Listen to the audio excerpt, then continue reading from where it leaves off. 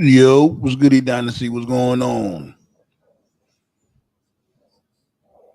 I'm behind, unfortunately, but we here though, B.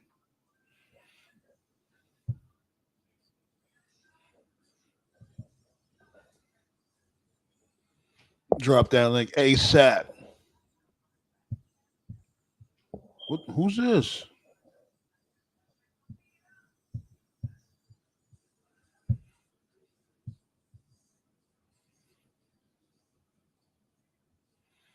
Can't say how long I'll be here.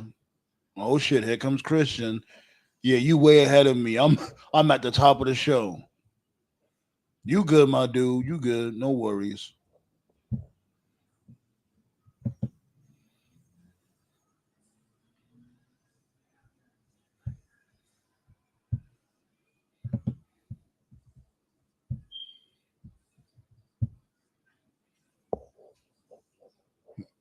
Right now I'm watching this dude, Brian Danielson. He showed up, giving everybody fist bumps, you know what I'm saying?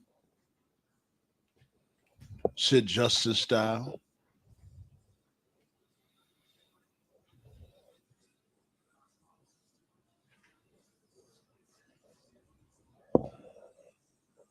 Man, this is the first time in a long time I've seen this dude Nigel McGuinness have a match. Last time I seen him was when he was what's his name? Desmond Wolf in TNA. Believe it or not, that's the first time I really watched him wrestle in TNA. I never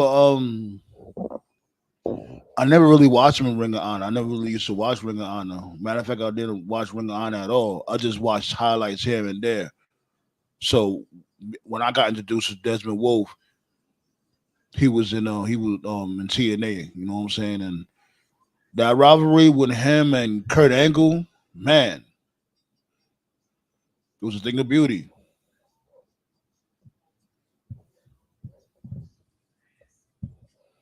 Yes, sir. He was in Fortune. Yep, he was definitely in Fortune. You know what I'm saying? Looks like he's still in great shape. That's good.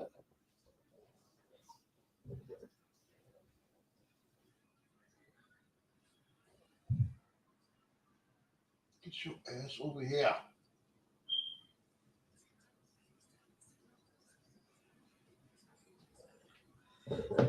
Got my new Black Star pulling up. It was Yeah, goody, man. the dude was goody. Nothing much, man. You had a good day? Yeah, pretty lax, pretty chill. Um, That's cool. That's cool, man. I'm a little behind. I'm way behind. I'm still at the beginning of the show. Yeah, that part. The sad part is that I'm decades behind. So Oh, so well, you won't feel too left out. yeah, yeah. Speaking of the fuck was his valet's name? I forgot. She served no purpose. Who you talking about? Desmond Wolf's valet. Oh, like weren't they like related or some shit like that? They were. Like a I, storyline, not in real life. I don't think so. But she didn't really matter any fucking way. Like she was just there. She never really served any purpose. They try to tease a storyline like friction between them two so randomly, but nobody was here for that shit. Yeah, Ric Yeah, Flair it tried was to bang her. Chelsea. I think it Chelsea. was Chelsea. Chelsea. That was Yeah, her name, right? Chelsea. It was just Yeah, Chelsea. Okay. yeah. Like the storyline that Jay Lethal tried to bang her. Yeah. Ballet was goody. Glad for all of y'all to pull up, man. You know how we give it up on these watch parties. I see Tati's live. Shouts go out to Tati. Yeah, Tati. This is like I was hearing rumors that Shane's gonna show up. It's like Shane ain't showing up. Yeah, I heard that too. That Shane's gonna show up tonight. Today of all days, nah. Grand Slam, B. No, because of the documentary that started today. Yeah, like I'm up to episode 4. So far, they're not really giving me much. Little tidbits here and there, but most for the like most of the shit that I've watched, we already knew. I mean, but Hogan ain't shit though. Like he seriously ain't shit.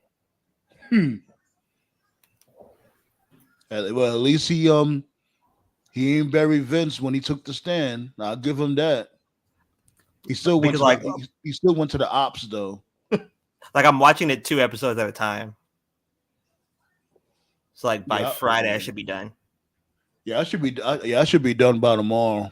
I'm gonna finish it all by tomorrow. I got 3 more episodes left. Like Gosh. I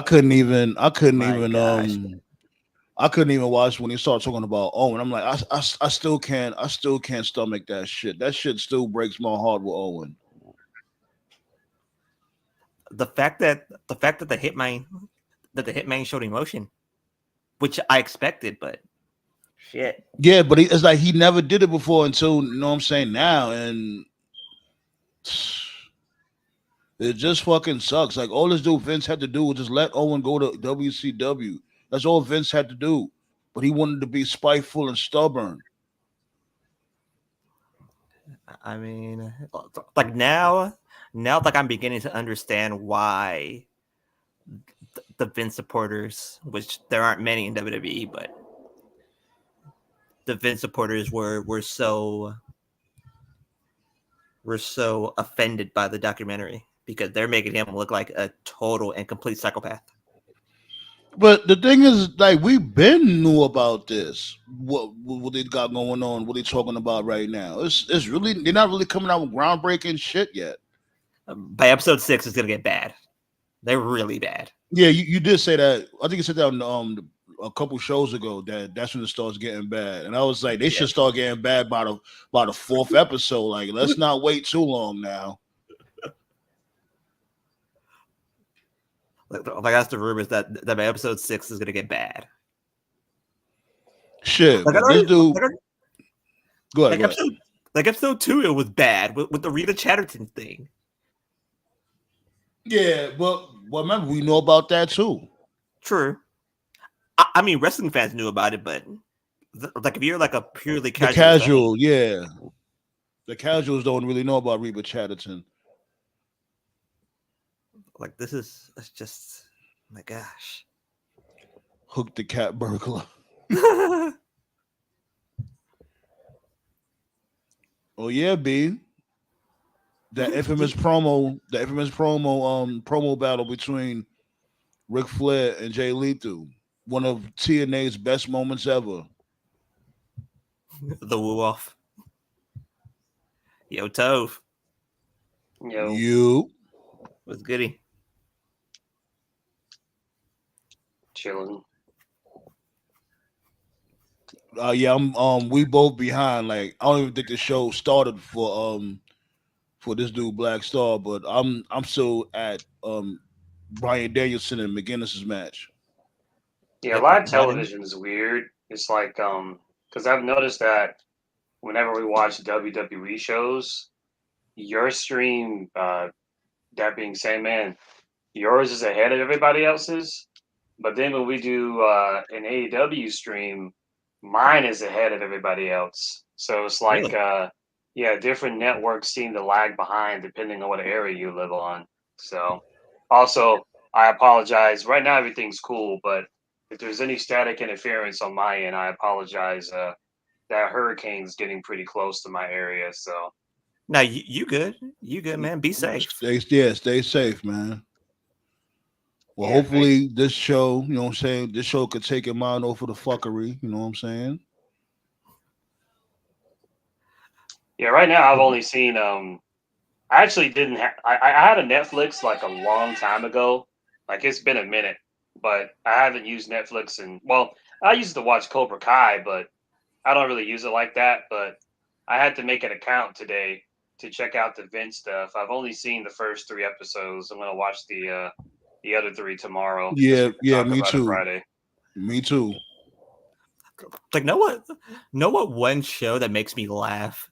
Like, it's that whole Lyle and Eric Menendez thing. I was like, my gosh, they're fucking psychopaths. Danielson said you're not going to get much as a diehard fan, especially growing up in the shoot interview era. Yeah, that's what it's looking like right now. I guess it's a slow burn until they get to the real meat and potatoes. Like I'm still like on that scene where the brother's mom ripped off Eric's hair, and he had the Hulk Hogan. Well, I can say this much, just based off what I saw, it's the most honest Hogan's been. I mean, that's a plus, I guess. Yeah. But I guarantee fucking to you, Jesse the body's gonna have the fucking Bret Hart still fuck him. I don't give a fuck. That shit always makes me laugh. The fact they just gave up Jesse. Oh, it was Hulk. Okay. I just wanted to know, who told you about this? You said, it was Hogan. No resistance. Like, tell me you never grew up in a black neighborhood without telling me you never grew up in a black neighborhood. Like, snitching gets you killed in the streets, but it's just like I said, man, what the fuck did you post on the fucking shorts page on your channel? Oh, Hood Hogan. Told you, B. Our Hulk Hogan is black, yo. This is the Hulk Hogan dude. Like, wait, what? Welcome to the hood, brother. Yeah, that's what he said. That's like, what in the sweet hell is this? Now they didn't talk about nails. Yeah, that's for part 2, I guess.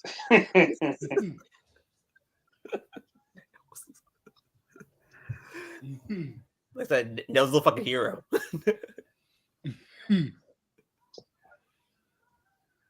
Yeah, like McGuinness and this dude, they're having a real good match right now. Him and Danielson.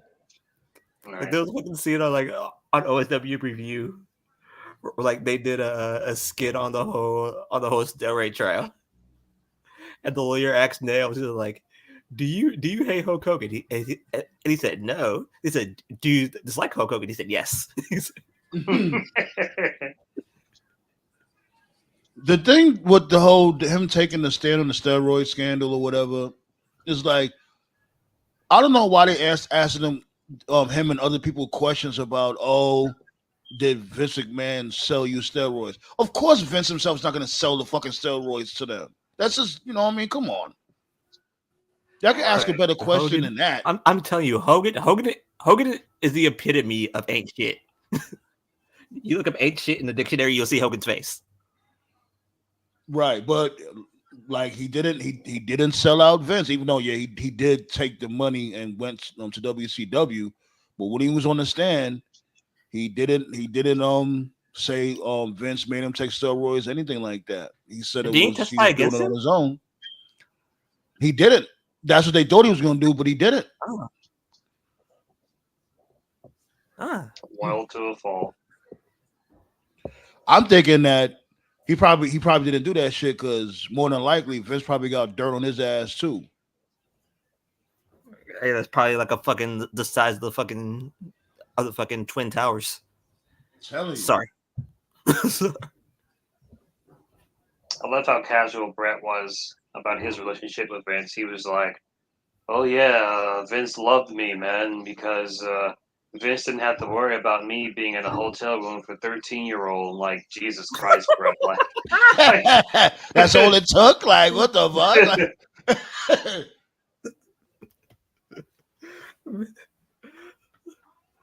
And he also said, Bret Hart said something else that was interesting to me also. It was like, when he was talking about Owen, he was like, well, it wasn't really much of a personal issue he had with Vince. It was more of a professional issue. And I thought it was always personal. I always thought if Brett ever sees Vince again, he's gonna beat the ever living shit out of him. Well, he tried to at WrestleMania, and we see how that shit No, went down. like he's gonna finish the fucking job. He's gonna finish the fucking job if he never sees him again. So is him and Martha beefing? Brett and Martha, this dude Owen's widow. Yeah, they've because been beefing for years, Martha tried to cash out. Right? I could be wrong. I figured it was because Brett had went back to WWE. No, it's because of Owen. That's why. Yeah, that's what I was figuring. You know, it was like, yo, how can you go back to that company knowing what happened? No, but I think like Martha tried to cash out on the family. That's what I'm thinking is the reason. Could be wrong. Cash out how? Like cash out on his name. Like she tried to sue WWE and then keep all the money. Oh, okay. So that's when they ended up suing the harness manufacturing company. Yeah. Instead of suing WWE. Okay. Like again, I'm not too sure. But that's what I heard was the issue. Okay. Yo, these dudes is wilding right now. Like Nigel McGuinness ain't miss a step.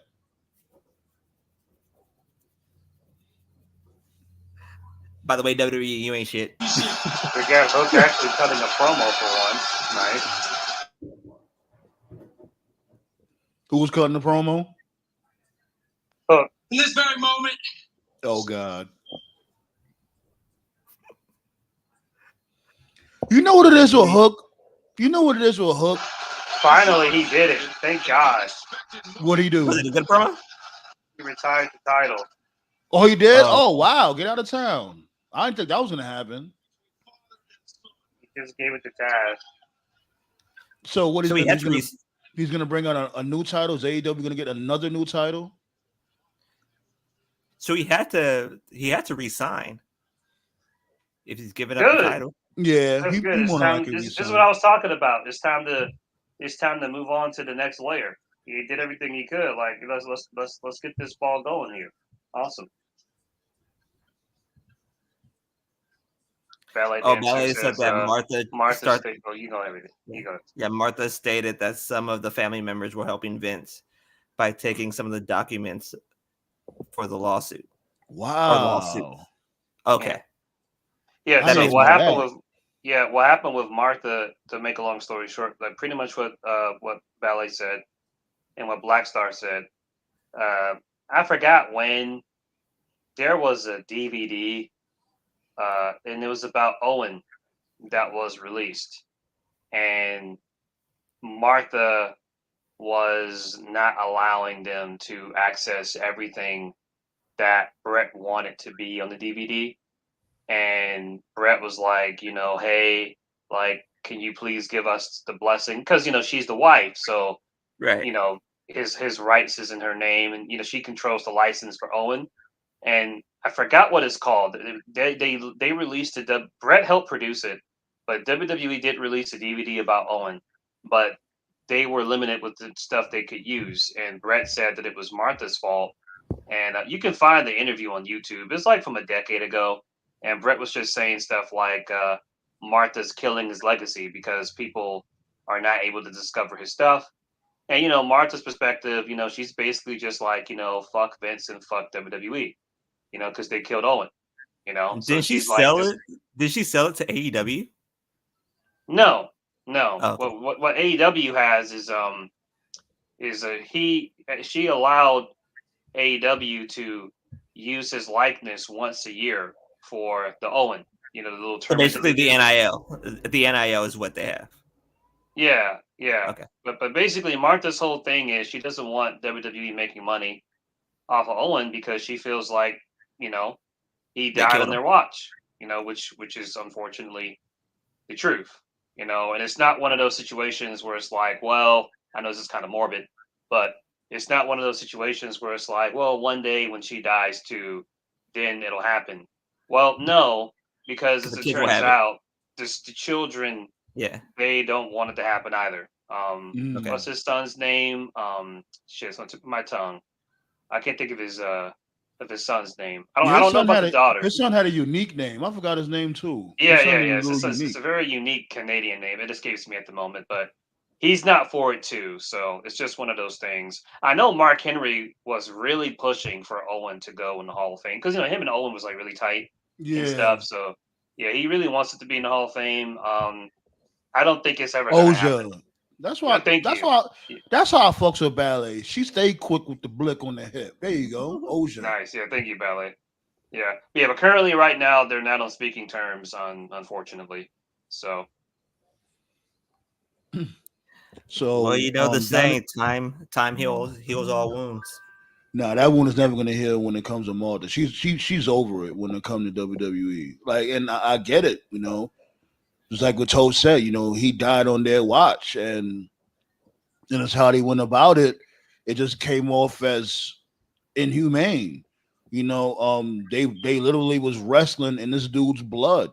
This dude's blood was still Sure. soaked in the mat, and.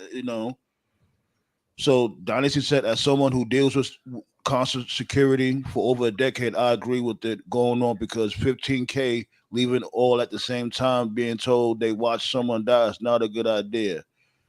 Well, I don't know if the people there knew. Like, yeah, they seen him fall to his doom. You know what I'm saying? Which sucked. But I don't know if they knew, like for certain that he had passed. Like we knew at home, because remember, Lawler and Jr. had told us at home. When you there live, you can't hear them live. We can't hear the broadcast team live, and they But it's, just moved on from there. but it's yeah, he obvious was though. already he was already gone because Yeah, both the way that Owen landed, his nose, the nose bone was pushed up on his brain. That's instant death. Oh my yeah, goodness! because both D'Lo is very morbid, but what's his name? D'Lo, Godfather, and oh boy, the referee. He was Hefner, shit. What's his name? I can think of his name. Not Hefner. Earl Hebner, but Okay. Tim it's White. another Kyoto, ref. Hmm. Tim White. Kyoto, Tim White, Kyoto. I forgot who was refereeing that night. Yeah, I forgot to. Oh, I think it was Kyoto. I think it was Okay. Kyoto. But if it wasn't Kyoto, it was someone else. But anyway, all three of them said the exact same story. Because that they put Owen on the gurney, and they went through the gorilla, and the ref, D'Lo, and Godfather, they all said that he was blue in the face. You know, when he went through gorilla. So, and of course, when if anyone's been around, and it's a very morbid thing, but if anyone's been around a deceased body, if you're at a hospital, if you've ever been to hospice, if you see someone pass, it doesn't take long for their skin to turn blue. When they're about to go, when they've already gone, or whatever the case is. So the fact that his skin was blue, like he was already gone. So Like he whatever was they were ready to doing, decomposing. yeah, whatever they were doing on the ambulance or at the hospital, that was just a formality. You know what I'm saying? They was trying to keep the heart pumping enough so that the hope was is that they could keep the heart pumping long enough so that when he got to the hospital, they could do whatever it is they were trying to do, but it didn't matter. He was already gone. So Yeah, like But once that it was bone good, touches your Josh. brain, like I said, instant death. It was mhm. good, Josh. Josh said, "Love when I see the council live on my YouTube notifications." Nice. Hope Yeah, all is yeah, well. Hope all is well going. Hope all is going well with you and yours to the council and the chat. Much love to you too, my guy. Thanks for Yeah, much. pulling up. Yeah, peace and love, yeah. brother. Peace and love.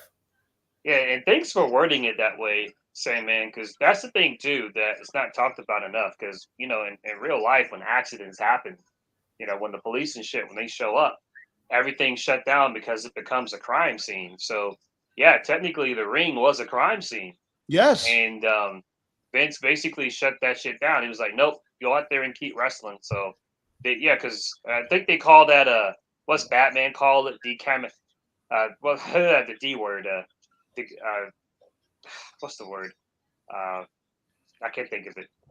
It's like when there's a crime scene, it's supposed to be left the way it is. Nothing's supposed to be touched, for DNA purposes and stuff. Yeah, I know what you mean. Like basically like tampering with the evidence and shit. Cross like that. contamination.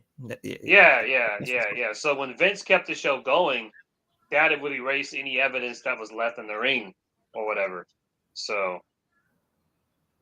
No, but then this dude when Kevin Dunn, when I think Jared asked him backstage, like basically asked like, yo, so what's good with Owen? Like, and Kevin Dunn just basically said, oh, he died. Okay, now we're about to shoot. Like basically he just said it like, oh, that's nothing. fucked up.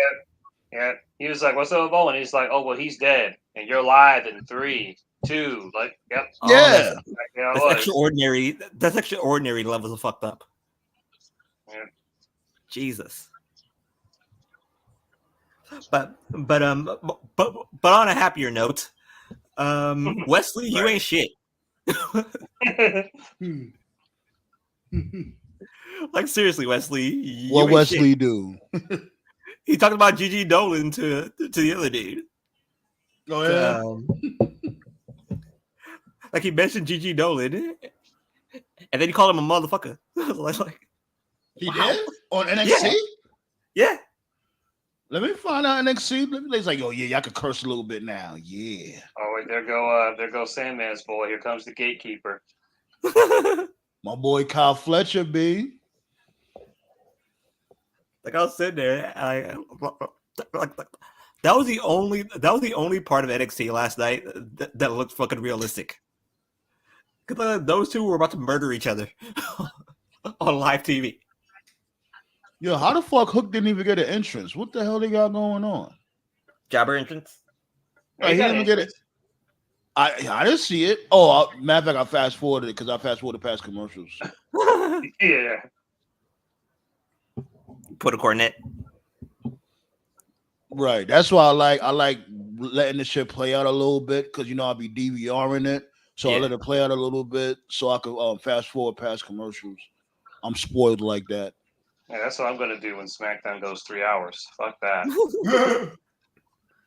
Fast forward the whole show. The never through a shit.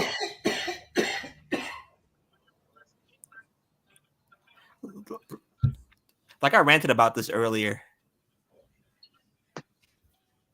And like let me clarify it just in case some of you guys didn't understand what I was saying. That like you could tell right away who was friends with Vince just because of the money and who was legit friends with Vince just off this documentary alone. Like you knew Brett didn't give a fuck. Yeah, Brett's gonna speak his mind regardless. That's one thing everybody appreciates about Brett. He'll speak his mind. The problem is, I'm not even trying to be a dick. I'm just being real. Most of these wrestlers, especially the old school ones from like the 70s and the 80s, like all due respect, they didn't have any plan B or anything. Wrestling was all they knew how to do. So because of that, like Vince helped them make more money than they were ever going to make ever. Stone Cold has always said if he wasn't a wrestler, he'd be working the docks or something, like a lumberjack or some shit. Pause. So some of these wrestlers, like, they're loyal and they're just defending Vince, And I've always said that this era of wrestlers today is probably the best generation of wrestlers to live because now it's very common for wrestlers today to have fallback plans. A lot of them they have plan B music. They do movies, TV shows. They got other projects going on, and that's good. Because this shit ain't forever. YouTube podcasts. Right. So that's why these wrestlers are so loyal to Vince. Because again, like most of these old school wrestlers, like they didn't even finish. Like most of them dropped out like in middle school and shit. Yeah. They weren't doing any. Like, what were they going to do if they weren't going to be a professional wrestler? It was all they knew how to do. So. And that reminds me of what this dude Tony Atlas has said about Pat Patty, how he used to just come in the locker room and keep on groping him. Yeah. And like, didn't Teddy Atlas come out as gay? He did. I know. No, he's into chicks, man. He lets chicks do. I mean, I ain't judging. He lets chicks do all kinds of weird shit. I just got he has a real crazy foot fetish. His foot fetish is insane. Yeah. He's on the what's that one porn star? I almost said Lloyd Banks. Lloyd Banks. Yo, you stupid. Brian Pumper. Yeah. He's on that Brian Pumper shit. The craziest shit I've seen him do was like he paid a chick to like kick him in the nuts. No Diddy. What? Yeah, he did a video. Yeah, there's a video out there. I think. What Shorty doing that? Man.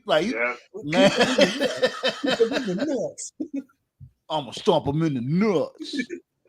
Yeah, if anybody knows about parties, it's Tony Atlas, because him and him and Bad News, they did all types of crazy shit back in the day. No, Bad News Brown.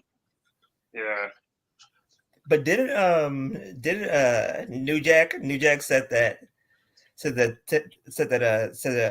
Tony Atlas tried to give him that Diddy? No, hell no, I don't remember that. New Jack said all kinds of crazy shit. New Jack would have probably killed Tony Atlas if he tried him like that. Yeah, New Jack said all kinds of crazy shit. He said that Terry Reynolds used to toss his salad. That's what he used to always say. That wasn't the worst he said. I remember he said she used to blade herself on the forehead and give him blowjobs and like have all the I don't mean to sound too graphic, but wait, like what? The spit, the saliva and the blood will mix with it was just. I'm like, my dude, what type of time are you on? What type of crack is he smoking? Yeah, like I don't know what type of blowjob that was. That was like some vampire blowjob type shit. Vampire blowjob. Yeah, she's a nice lady, but yeah, I definitely get that vibe. She definitely probably got passed around. Yeah, like I heard she's a super duper freak. Yeah. Mega slut. I don't know what I think they call them thoughts now. When I was in school, they used to call them blunt girls because everybody had a turn. That's what they used to call them. Yo, ballet super. I should put a bowl of salad.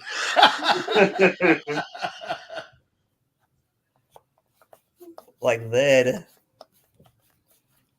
Like I watched the last part of it, right? Like I watched the whole Stephanie Bakura reveal. That way, like it makes me think of 3 things that are about to happen next week. One is that Hikuleo is about to be revealed, probably at the end of the night. Well, because they on now, right? NXT. No. That's gonna be next Tuesday on the 1st. Oh, that's right. They come on Tuesdays. I'll be forgetting. Yeah. Like next Tuesday, like I think that Hikuleo is about to be revealed. And then the Guns will probably be revealed probably as coaches / wrestlers. Because rumors are that a coaching spot is waiting for them once they retire. That's what's up. Like I would say this, like have them in NXT for like a good 6 months. Don't keep them down there. Like bring them up to the main roster because you know what I'm saying, especially if you got the Lucha brothers coming up to the main roster. Like, you know what I mean? The main roster needs actual tag teams, as much actual tag teams as they could get. Like NXT is just these makeshift tag teams. You know, like, me and Toph can't stand these makeshift tag teams. Like NXT is just okay. I mean, some of the best tag teams that we've ever had are makeshift tag teams. The problem is that when half your roster is makeshift tag teams, right. That's the problem. The can they coexist storyline has become very big. I'm literally saying, can they coexist, pal? I'm literally saying this as the Young Bucks are fighting Ospreay and Kyle Fletcher. Makeshift tag team. You know they're gonna win, right? They're gonna beat the Bucks because they got the straps on the line. Yeah, they're gonna win. The Gatekeeper's gonna win. This dude, Ospreay's gonna be. When they both be double, I didn't mean to cut you off, Black Sober. If they win the tag team belts, both of them's gonna be double champions. Kyle Fletcher and Ospreay would. Ospreay would. Okay. Like I think like United Empire is about to reunite. Yeah. Unless you want to count Sky Blue as a title, then yeah, I guess. Nice. Sky Blue. Oh, yo, these dudes just having a great match on Roddy and Hook. They're having a real fun Roddy. match right now. Yeah. Yeah, Roddy's a good hand. Hell yeah. Man, I've been fucked with the Messiah, the backbreaker, for years. Pause. It was just he was on. Yeah.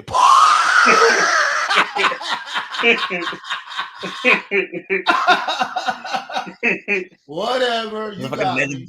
There's a fucking Magic Johnson. There's a fucking Magic Johnson pause. Oh man. Oh, they got West Side Gun. They got West Side Gun in the front row. You know, man, shouts go out to West Side Gun, man. Like, I don't know if he still goes to WWE shows because after they tried to pull that bullshit, they tried to sue him for basically like using some of their likenesses and stuff for his music or talking about them in his music. It's like, how petty can y'all be? Like, this dude's been a fan since he was a kid. Oh, did you hear about the Mercedes thing? Oh yeah, I seen like a couple of clips from when he was on the Breakfast Club when she was on the Breakfast Club. Yeah, that was interesting. Yeah. Well, what you was gonna bring up? What's up?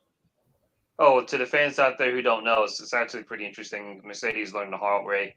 So she was working on some new music project with and to anyone who's forgotten, you know, Mercedes is cousins with Snoop, so she does have some, you know, some oh yeah, and WWE gave Megan Thee Stallion. Yeah, she was going to work with Megan Thee Stallion, and she started talking about it. And then right when she talked about it, WWE contacted Megan, you know, for rights of to use her song. Because don't they have her song like the new SmackDown intro? I know some people don't like it. New SmackDown theme. Yeah, right. Yeah, so basically Mercedes was just saying like, let this be a lesson. If you have an idea, keep it to yourself. Like, yeah, that's pretty much it. So and with the SmackDown theme, like the Megan song is fine. But I don't think it fits wrestling. Maybe it might eventually you might. It doesn't. It doesn't. They've been doing it for a while. Like, it's one of those things. Like, I appreciate the fact that WWE is catering to us now. It's like somebody finally in fucking Connecticut's like, oh yeah, black folks do watch wrestling. Like, no shit, Sherlock. Like, we've only been supporting your product for like the past fucking 50 years. But yeah, so it's like they're finally catering to us. Like, that's nice and shit. But yeah, you should probably choose music that actually sounds like wrestling stuff. And yeah. It doesn't only have to be hip hop and rap. It could be rock and roll too. You know what I mean? That's a part of wrestling also. Rock and roll, rock, heavy metal, hip hop. That's all been a part of wrestling. I'm never gonna get over the fact that fucking 3-6 Mafia fucking rapped Mark Henry to the ring on a random that shit was epic. On a random episode of SmackDown, and you can't tell me I will fucking die on this hill. That wasn't a WWE move. That was a fucking UPN move because UPN was the Black Network. right. Like Triple H probably walked up to Jeremy Borash's office and be like, "Niggas watch wrestling." What are you doing? They watch wrestling. If 3-6 Mafia came back to WWE now, Sean will have to do all the talking. Sean will be like, "Don't worry, Trips, I'll negotiate." Guess Sean. No, I like this. I like this moment with Hook and Taz. I like this. That was a good moment. Taz, Hook needed a moment like this. Like Paul, hold up. I speak. No, let me talk. I speak jive. Wait, what?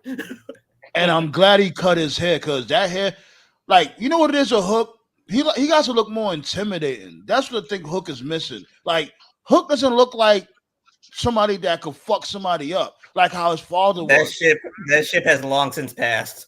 Man, I was so disappointed when I first saw Hook because I thought that symbol on his chest was like the Akuma signal, but it's just some random guy. Like, oh, okay. I don't know why I thought it was the Akuma symbol. Like, well, I'm gonna fucking pretend it still is because whatever.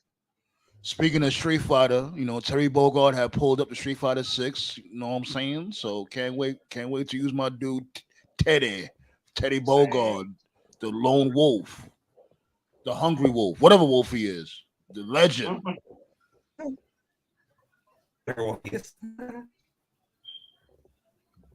Ballet over here having a good time. We appreciate that, Ballet. We appreciate all y'all for having a good time pulling up on the watch parties. You know, we rarely go live on Wednesday, but we here. So far, I'm enjoying Grand Slam. You know what I'm saying? Nah, I mean, You know what I mean? Respectfully. It looks like Osprey's trying to give the Bucks a pile driver. No, did he? like you know that somebody's gonna say the most disrespectful shit of all time. Let's say respectfully. Like, oh shit. Like, yo, respectfully, yo, you can eat a dick respectfully, yo. Yo, speaking of Diddy, you heard that new allegation that came out? How this dude basically was forcing himself on some chick what you Yeah, call she's it, suing like, him, right? yeah, like she said he was putting menthol on his fucking meat and shoving it in her. Say what? Like, Jesus, I'm like, Jesus what the fuck? Christ. I ain't gonna lie, I legitimately threw up because because Lovely T was talking about it and she was getting into detail of what was going on, how the shit was burning and there was all types of extra shit going on, and he would just wipe off the blood and put it back in and put more menthol. I'm like, what the fuck, man? I legitimately got sick. Bro, don't Now's become a a good- celebrity, man. Just stay a regular person. Jesus Christ. Now's a good time. Now's a very, very, very good time. Let's pause the video like another day. It's like you could be a celebrity, Jeez, just don't be doing no bullshit. You could be a celebrity if you want, but if you're going around there and putting menthol on your meat and doing all types of nefarious nonsense, come on. Oh, so they did reunite the United Empire for this match. Okay. Told you. Yeah, there you go. Yeah, they're going for the finish right now. Let's see how this goes. Yeah, they definitely gonna win the tag belts. They're gonna win. They need to win. Oh, Brainbuster. Who gave it Osprey? No, Kyle Fletcher. Really? You know who had one of the best brain busters low key, even though I'm not a big fan of his? Chavito. Chavito's brain buster was crazy. Eddie had a better one. Yeah, of course he did. That's Eddie. Come on now. Of course he did. But Chavo's brain buster was good too. That fucking brain buster he gave to Ray. Jesus. I always liked this song. You think that make me happy? I always thought his song. I thought his song was a banger, low key. Here comes the swerve. Here comes the swerve. Here we go. Oh God, shenanigans is about to happen. You think that makes me happy? You ain't pokere. Why you make me do it? Yeah, I used to love when that dude, when this dude used to start spazzing in Spanish. When Eddie used to start spazzing in Spanish, man. You didn't understand what the motherfucker said, but he meant it. You know he meant it. You're like, damn it. No. Fuck, Vicky. Damn it, Vicky. Yeah, but the Young Bucks need to pack it up, be like, it's time for y'all to go home and chill with your families, stay behind the scenes for a little while. I'm not saying retire, but it's just that time. That angle didn't work. You know, the angle didn't work. The woods in California. Right. The scapegoat. Yeah, the scapegoat. He's good without y'all. He don't need y'all no more. Let him do his thing with the whole scapegoat gimmick. You know what I mean? The blood smeared on the TNT belt. This match still going. That's another person that their intimidation has long since passed. King Leo was goody.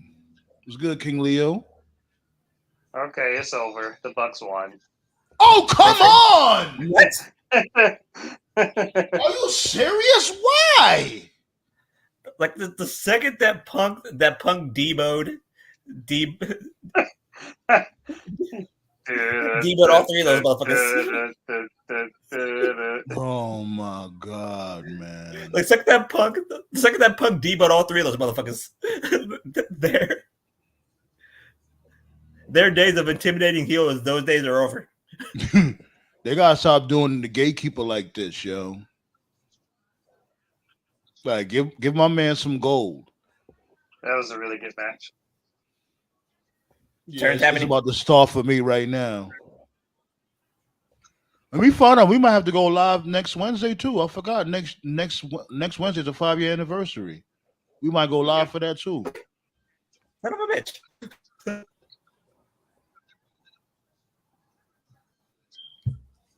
So King Leo said, just finished leaving Activision doing the play test. They got some shit dropping. Nice. I used to love Activision too. Like they had a few games that I like. I used to play the Spider-Man games back in the day. Hell yeah.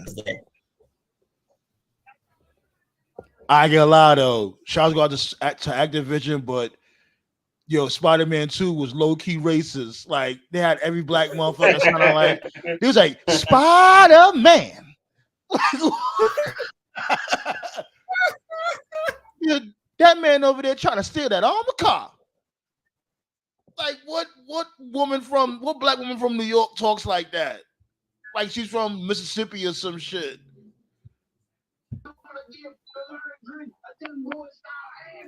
TKO, what did you do? Yeah. What's happening? Like about reading these tests. You roboting. You was roboting a little bit, Black, so you gotta say it again. Like I'm reading these, like I'm looking at these videos of like these tests that these teachers are doing, and like some of these answers are funny as all hell. Like there's like this guy, and he had like a kid up like on his shoulders, and like the kid wrote Diddy. It's like what? Like Diddy, dude, kind of looks like Diddy. Oh, another thing. Speaking of Diddy, you know, Netflix picked up the production rights for 50s Diddy documentary. So they're in production right now for that documentary. I'm like Netflix is being messy as hell. Don't worry, bro. They can build a mass grave for Vince and Diddy. They can bury them together. Oh God. 50. I'm telling you, King Leo, Spider-Man. What the fuck? You ain't shit, man. I'm telling you, that's what he said. I'm like, yo, why she sound like that? Like, why she sound like she from Mississippi or some shit? A Mississippi pimp. Hey, he come up, Prince Nana.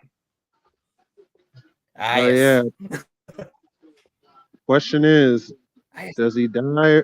Does he die or not? Who's gonna kill him? You know, Hangman is lurking. Oh yeah, Hangman. I forgot about Hangman. Hangman. Oh God! Please kill Jarrett tonight.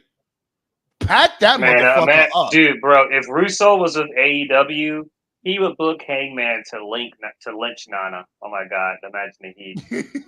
Man, if Russo was running things, Jeff Jarrett would be the AEW champion tomorrow. Jeff Jarrett will be 2-time AEW champion by tomorrow.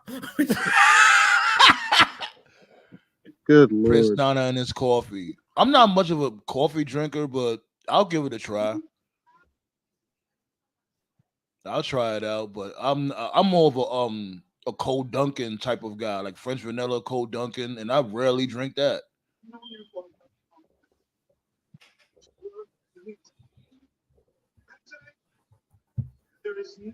The oil spill documentary, narrated by Curtis Jackson. Yeah, B. 50's been waiting for this shit. He's been working on this documentary for years. But what shit y'all gotta watch? If y'all want, you know what I'm saying? It's not an obligation, of course, but Lovely T, she had did a Diddy deep dive. It's like four or five parts. Like she was saying shit that I didn't even fucking know. Oh my God. What happened? It's MVP. Hurt Syndicate. Oh shit. Oh shit. Come to Hurt Syndicate. Yeah, I can hear him. Yo, What? listen. See if he Oh throws any my shots God. towards me. He might throw a shot towards me. Keep your ears peeled.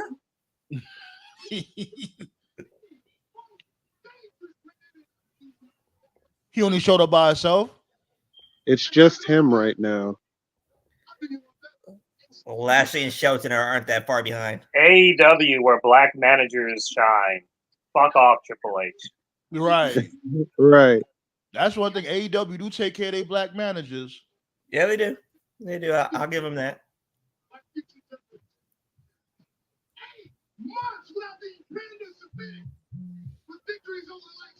Talking about Lashley.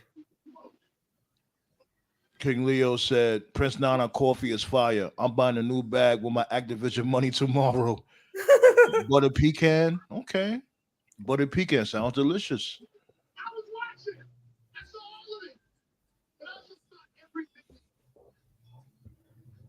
So it's like the Hurt Syndicate's going to be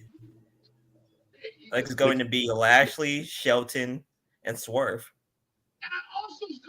No, I don't think Swerve needs to be with a stable. I think Swerve is good how he is. Well, you know that. Like I'll follow all repeat what Toph said. I wouldn't mind Hobbs being with the Hurt Syndicate.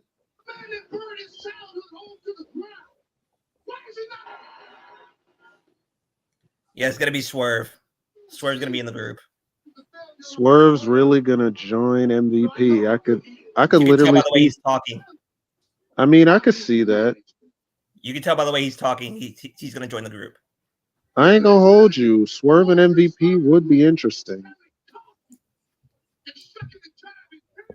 Because Swerve needs protection. So King Leo said, "Nah, it's gonna be Lashley, Shelton Benjamin, and Ricochet, Mr. Shea." You think so, King Leo? We need 4 more thumbs, y'all. 4 more thumbs for us to hit our quota, B. Need 4 more thumbs. No, that's going to be the feud. Lashley's feud is going to be against Swerve. Again, makes sense. In a way, it doesn't, because You know what this, man? You know what this means. That MVP, means Lashley's gonna lose. Lashley ain't far behind, man. You know what time it is. Yeah, like the way he's talking, Lashley's on his way. I don't think they should do that. Like they're already booking themselves in the corner because you like both can't afford to lose. Swerve can't afford to lose, and Lashley can't afford to lose. When has AEW not booked themselves in the corner? Come on. Yeah, I'm curious exactly how TK pulled this off because I know MVP and Jericho hate each other. I guess they talked it out. They probably still do. Those two are going to be anywhere near each other. Well, look at Jericho and Punk. Jericho and Punk, they don't like each other, and they still work. And they still don't. They never got near each other. That's very exactly. interesting. That's the reason why those two, they're not going to touch each other. Well, I called this a couple of however long ago it was when that Hurt Syndicate thing, when the trademark was filed. I'm like, well, why would they go to TNA then? Because they already have the Beatdown Clan history there. I mean, they could always get a new name, but their Hurt Syndicate trademark pretty much confirmed. They got to be going somewhere new. Yeah, you're right. You was right, Sam. I think you was right, Toph. I'm mad enough to say that I'm wrong. Well, I'll say this, man. I'll say this about MVP. Like I said before, he has a very consistent track record of basically getting people who are just lost in the shuffle or people that like you don't really give a shit about, and he finds ways to give them something to do. I remember Kenny King was just an X Division dude, and then when he got with the BDC, you know, they did the whole King of the Night thing, you know, the vignettes and stuff, and he was X Division champion, and he had a pretty decent run there. He took Lashley, who was just a guy, basically turned him into what did they call him again? What was his nickname in TNA? Walking Armageddon. Yeah, Walking Armageddon. Right, Walking Armageddon. So he did that. He took Shelton and Cedric, just two dudes. Cedric was just a random cruiserweight guy, wasn't doing anything. Shelton was just a guy on fucking Main Event, a show nobody watched. He was able to elevate them to become tag champions. He took Lashley again, who was doing Ginyu Force fucking poses with Leo Rush, and he turned him into a world beater and Look made at him the that world box. champion. So he's got a track record of consistently in different companies singling out people who just aren't being used or people that nobody's really paying attention to. And within a year, he'll get them over. So I know that Hobbs has been like in a lot of groups and shit, but I really do think MVP can get him over. I really do Like think I don't that. I think, think he can. like I don't think Hobbs, I like think. I don't think Hobbs, like I don't think Hobbs trusts Tony Khan. I might be wrong, but I don't think he trusts him anymore. Yeah, he's in his right to do so. Yeah, it might be too late, but I think MVP could get Hobbs over because Hobbs is street and TK can't get that, but MVP does. Yeah, you're right. You're You right. know, we'll see. We'll see. Appreciate you, King Leo. Nah, I wonder but who one of else. the greatest, Who else? one of the greatest MVP moments was when he was in TNA and they were in New York. And he I know where said, you're going with this. he said, y'all mad because you don't want a bunch of niggas. So like, wait, what? And I clearly remember him saying that because they didn't bleep it. I clearly remember them not bleeping it because it was loud and fucking clear. He should take Queen Aminata as a client. I'd be down for that. Have Queen Aminata with the Hurt Syndicate. I would like that, honestly. Yeah, why not? Yeah, I think I'd be she down would for that. Do you benefit. turn her heel for that? Not necessarily heel. I mean, she's like turn her into like a tweener. I mean, Okay, she's okay. already nice. So kind of make her like Marina Shafir, basically, right? kind of Marina sort of. Shafir. Okay. You know what's funny? I knew she was gonna get over when she was at what's the name of when she was in MLW and she had that finisher, the Lariat Tubman. That name alone, I was like, I knew she was gonna get over with that name alone. Greatest name of all time. I remember like when AEW Dark was still a thing. I was trying to force myself to watch it a few times, and I would just kind of fast forward through it, not really caring. But then one time I saw her match. She wrestled Chris Statlander. It was like 2 or 3 years ago, and I was like, "Hey, she's pretty good," you know. So I like her. And what's the other chick's name? Lady Frost. That's her name. She's on Collision sometimes. She's pretty cool. I like her. Yeah, she's cool. Yeah, she's pretty dope. So King Leo said Red Velvet should join the Hurt Syndicate too. Okay, Stir it up. Yeah, that makes sense. She's over. Red Velvet's over too. So, and plus, her and Queen Aminata are still like a little duo, so that would work. But I guarantee you, those two are going to be in NRH forever. Word, that's who need well, matter of fact, I won't say she needs to be the Hurt Syndicate. No, you know who could benefit from it? Athena. I was gonna say that too, but like, isn't a character different from that aesthetic of how the Hurt Syndicate is? Because she's more like on the gothic side. She's not really a gothic, honestly. Nah, Athena's RH for life. For life. You know, Lashley's got a YouTube channel now, and I watch some of his videos. He's like, yeah, me too. You know, showing some of his workouts. And Lashley had said something in his last video, because people clown MVP, and they're just like, you know, oh my God, get over it, blah blah blah. Lashley said something that made me think. He basically said in the YouTube video that the Hurt Business was like the most fun he ever had, you know, in wrestling, and I believe him. But he said his one regret about the Hurt Business was he said that collectively as a group, they never wrestled in front of fans. And I was like, wow. Oh my God, right. that's true. Yeah, the entire Hurt Business run happened during the COVID era. And I'm like, yeah, he's right. They never wrestled one match in front of fans. That is fucked up. They never did wrestle one match. Shit. Wow, that's crazy. Thanks a lot, thinking Vince. about it from that so thinking about it from that perspective, I get where MVP is coming from. You know, because that's probably what they wanted. Just to wrestle one match in front of fans, and they were just like, nope, you niggas ain't getting nothing. You know.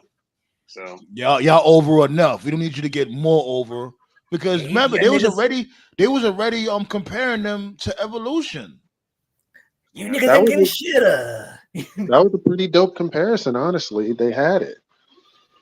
Yeah, Like, black man that's all about it. powerful that could go in the ring. They look, they look distinguished. Tailor-made suits. For real, think about it, man. They were the first they were one of the first black factions to actually be taken seriously since the Nation. That's one thing I always hated. Yeah, about you're right. That's the one thing I always hate about the WWE. They never gave a black stable a chance to shine. Hopefully TK rights that wrong. The Nation never got a chance to shine.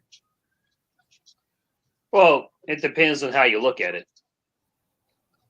The Nation definitely shined. I think they lost to DX when DX did blackface. Come on. But think of it like this. We still talking about the Nation to this day. And did any of them even have belts? I don't think any of them, other than The Rock, of course. He won the IC belt. D'Lo had a belt. He was European champion. Oh yeah, he was European champion. Yeah. But wasn't he just with Mark? I thought it was just him and Mark Henry at the time. But it was just him and Mark Henry. Did Farouk win the IC title? No, he was supposed to. Yeah, he was supposed to, but he never won it. No. The ass whooping he gave Ahmed Johnson, I still remember to this day. I think the Nation is a special case. I think when it was happening, like all those years ago, they were a faction. But objectively, when you look back at it, I think all the members are, I think all of them are Hall of Fame material. Rock, obviously. Except for Crush. Henry, Godfather. Well, I'm talking about like the new Nation, like when. Okay. Yeah, like for me. So they got the over. Nation, for me, when I think of Nation, I always think of Farouk, Rock, D'Lo, Henry, Godfather, and Owen. That's the Nation that I always think of. That first version can fuck off with like Crush and Savio and PG-13 and Clarence Mason. Fuck those dudes. That's why I say except for Crush and Savio Vega. That's it. Crush. I don't know what type of time they was on when they brought Crush in. Like wow. I don't know what and PG-13. Like when I was a kid.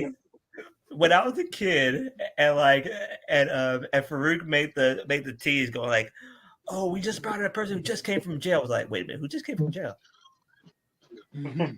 And then I saw Crush. I was like, the fuck? Where the fuck was he? Mm-hmm.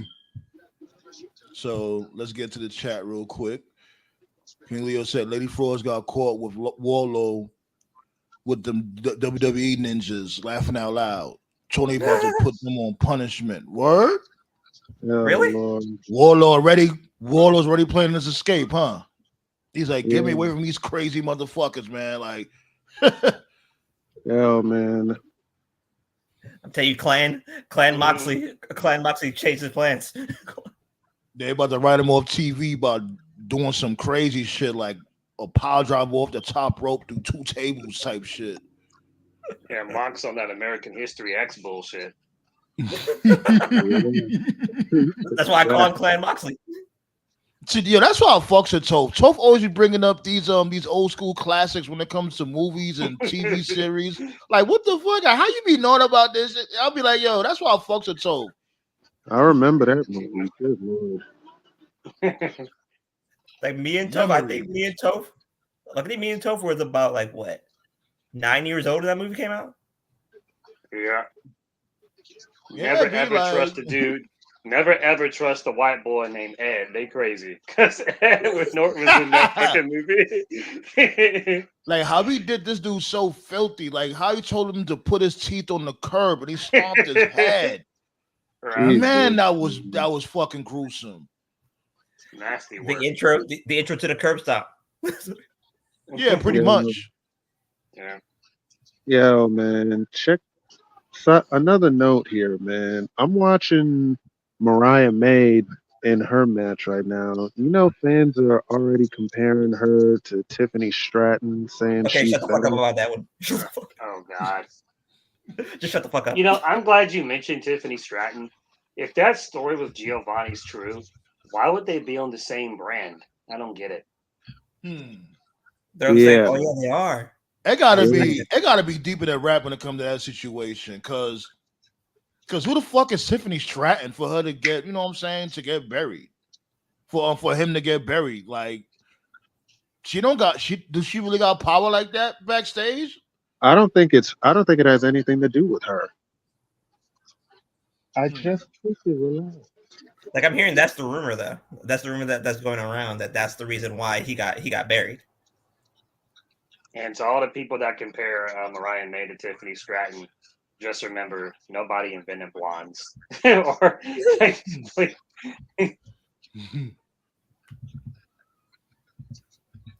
Like if you know Charlotte Flair, let's compare it to Tiffany Stratton. Like, wait, what the fuck?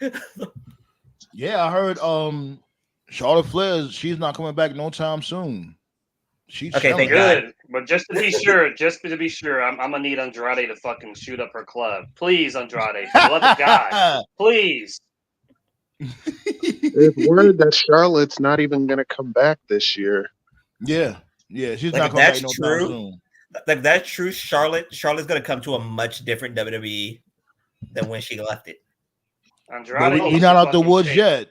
We're not out the woods yet because Andrade- remember, WrestleMania's next year. She could just come back in January on some bullshit.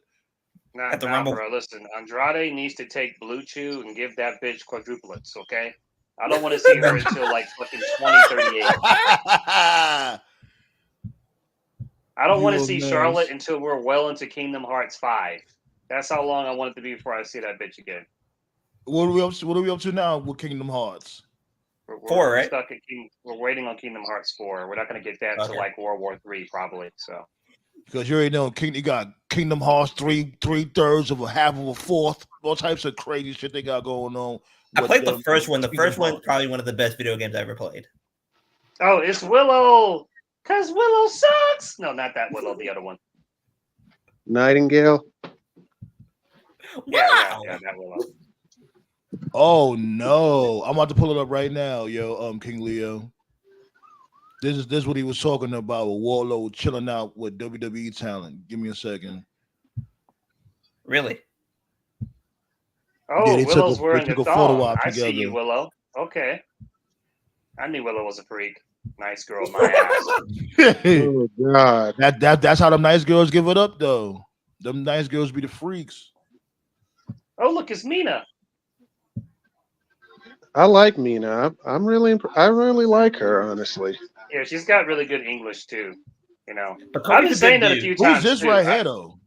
Don't know. Who gives a fuck? I've been saying that, like, you know, I don't want to come off as racist. I'm just telling you how it is, man. Like a lot of these international peeps, man. Like if you want to make it far in the business, you got to learn a little bit of English. You know, so much love to you know, Sheeta, Julia, Mina. Like their English is really good. Julia speaks it's not racist though. It's like because if it was the other way around, if we was going to their country, we'd have to know their native tongue. So you know, it's like like with Uber drivers. I can't stand when an Uber driver or somebody that's doing Uber Eats can't speak English. Like you're serving the fucking public. Learn some fucking English. Like all of a sudden, Salmon opens the door. La la la la la. Like the fuck that. Is that Davari? No, I don't think that's Davari. Is that? I don't know. His suit is ugly as hell. I know that. Oh my God. Charlotte be back by the Rumble, right? Yeah, I won't be surprised if she'd be a surprise entrant. But even then, she'll come back to a much different WWE because, like, if she's around when Julia and Stephanie are around, then she'll be in time for the shovel. Yeah, because she better hurry up and come back because soon enough she's not gonna be that top bitch no more. Give her like a good year and a half, 2 years.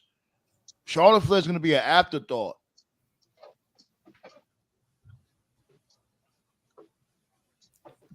Because, like I said, the rumor is that they're trying to build the women's division around Julia. around Julia and Stephanie. So you don't think Julia's gonna be at NXT for long? I do. Julia, their plan is to make Julia like the face of NXT because Roxy is going to the main roster. Yeah, as soon as she loses to Julia, yeah, she's gone. And if she doesn't lose to Julia, she might lose to Stephanie because they debuted If she doesn't lose to Stephanie. Stephanie, then she's gonna lose to Delta. So yeah, she's pretty much fucked. Who's Delta? Who's that? This Delta. Australian chick who they're comparing to Rhea. Rhea who? Rhea Ripley? Oh, matter of fact, I think I know who you're talking about. Like to know how good she is. Her and her brother were the tag team champions at this Australian federation that she came from. Didn't WWE low key snatch up some UK promotions like ICW and motherfuckers like that? I don't think so. I think some of their stuff is on Peacock, I think. Yeah, like especially ICW. I know WWE had purchased them as a feeder or developmental. Like the way they. All right, here comes American History X. Here we go.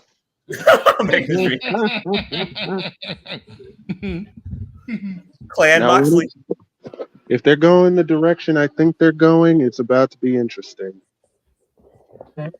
If they go the direction I think they are, then I expect Darby to win this match. The second Pac lost his Mexicans, he joined the KKK. He joined the clan. Yo, Mox with the Slim Shady jacket, though. I see you, No, he really is, though. All he's missing is that Nike Air hat. Mox. Mom spaghetti. Dude, Mox coming out here with camo on. This is different.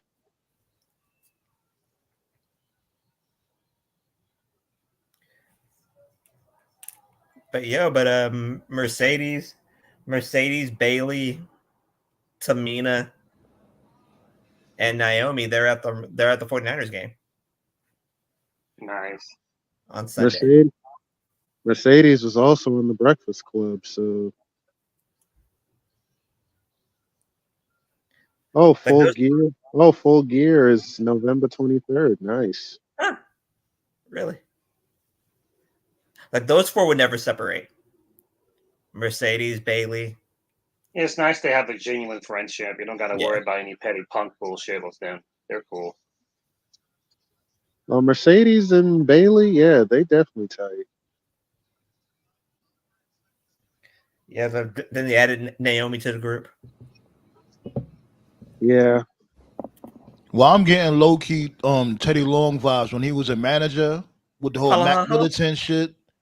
When he was like, "Oh, your crackers," yeah, with MVP, yeah. When he was calling white people honkies and crackers. Yo, shout outs to Marky D to that D'Lo Brown video. I laughed my ass off. I legitimately almost had to have the Hamlet maneuver done on me when D'Lo was doing the white boy challenge. D'Lo said, free at last to hit a white boy in the head," or some shit like that. Yeah. With that Nintendo stick. Yeah, they need to bring back that white boy challenge. That shit was ahead of its time. It would totally get over now. It would totally get over now. They might do it with MVP. Well, who would do it? Imagine Obafemi on the main roster and a reimagination of the white boy challenge where he just squashes white jobbers every week. Would you put him with a manager? Yeah, who would be his manager? I don't think Obafemi don't even need a manager to me. My Nigerian brother. Roxanne Perez might end up like Lyra, all over the place. I like Lyra. Yeah, Lyra Valkyria is they had a plan with her to get that rub from Becky Lynch, but when Becky Lynch didn't renew her contract and went about her business, she's just there now. Lyra's a What's good crazy? hand though. What's crazy is it worked. She Like if you got went, over. She did like get if you over, went yeah. good, And she could if you- wrestle. You know what I mean? She could legitimately wrestle. That's what got her over, you know? yeah, like she's Yeah, a what great happens hand. is no company's perfect, and they make the same mistakes that TK makes. Is that Triple H does it too. It's like the shiny new toy. They come in with big fanfare, and after about 2 months, Triple H just forgets. That's why I keep pointing to Dragon Lee. Like they made such a big deal about him, and he just fucking just faded into the background. Like, oh, there he is. Okay, Time to get fucked whatever. up. Didn't he win? He won on Monday Night Raw. Didn't he? He finally got a win. Finally. He beat Yeah, that was like his Carlito. first win in like 6 months. You're Jeez. gonna And beat also, Carlito. oh damn, Darby Allin. I think Darby Allin lost a tooth already. Jesus. Darby Allin's dying. I'm surprised he ain't lose a limb. Darby Allin, the crazy shit that he does, man. I will He's never Mick, forget him jumping off of a 20-foot ladder through a freaking piece of glass. That nigga is insane. See, nah, you Mick know what I Foley. like with Mick Foley did Oh 30 times worse. damn, Darby. Yeah, Darby definitely lost a tooth. Oh yeah, for sure. you know what I like with You're gonna see. you know what I You're like gonna, with yeah. I like when Darby does a death defying psycho shit. You know, like Jeff Hardy on extra crack. I just don't like when he be having like these big roided up monsters bumming out. Like when he was beefing with this dude, Brian Cage. He over there having Brian Cage flounder around like a fish. I'm like, Brian Cage, like your leg is bigger than this dude. Pause. What are you doing? He beat There's no. Brian Cage beat him though. Barely. He struggled. I refuse to accept the fact that fucking Darby straight edge. There's no fucking way. Yeah, that's cap. Yo, It has to be cap. Darby's got the Joker smile right now. He really does. His blood, the way he's bleeding from his mouth, he really do though. You know what's And crazy? he's Because got they just and half his face is painted too, so it works. right, and they just put on the Joker 2 commercial, so I guess it makes sense. Now you know what's crazy? Why? They had Sting Why? with them, bro. They had Sting with them. They should have did like Joker Sting 2.0 with Darby, like for real. Yeah, That shit would get All right, that shit looks would like get we're so getting over. yeah, looks like we're getting some breaking news here. Okay, What's we have a up? message from Darby Allin. All right. Hi, my name is Darby Allin, and this is losing my teeth in the first 5 seconds of this match. Oh god, not the jackass thing.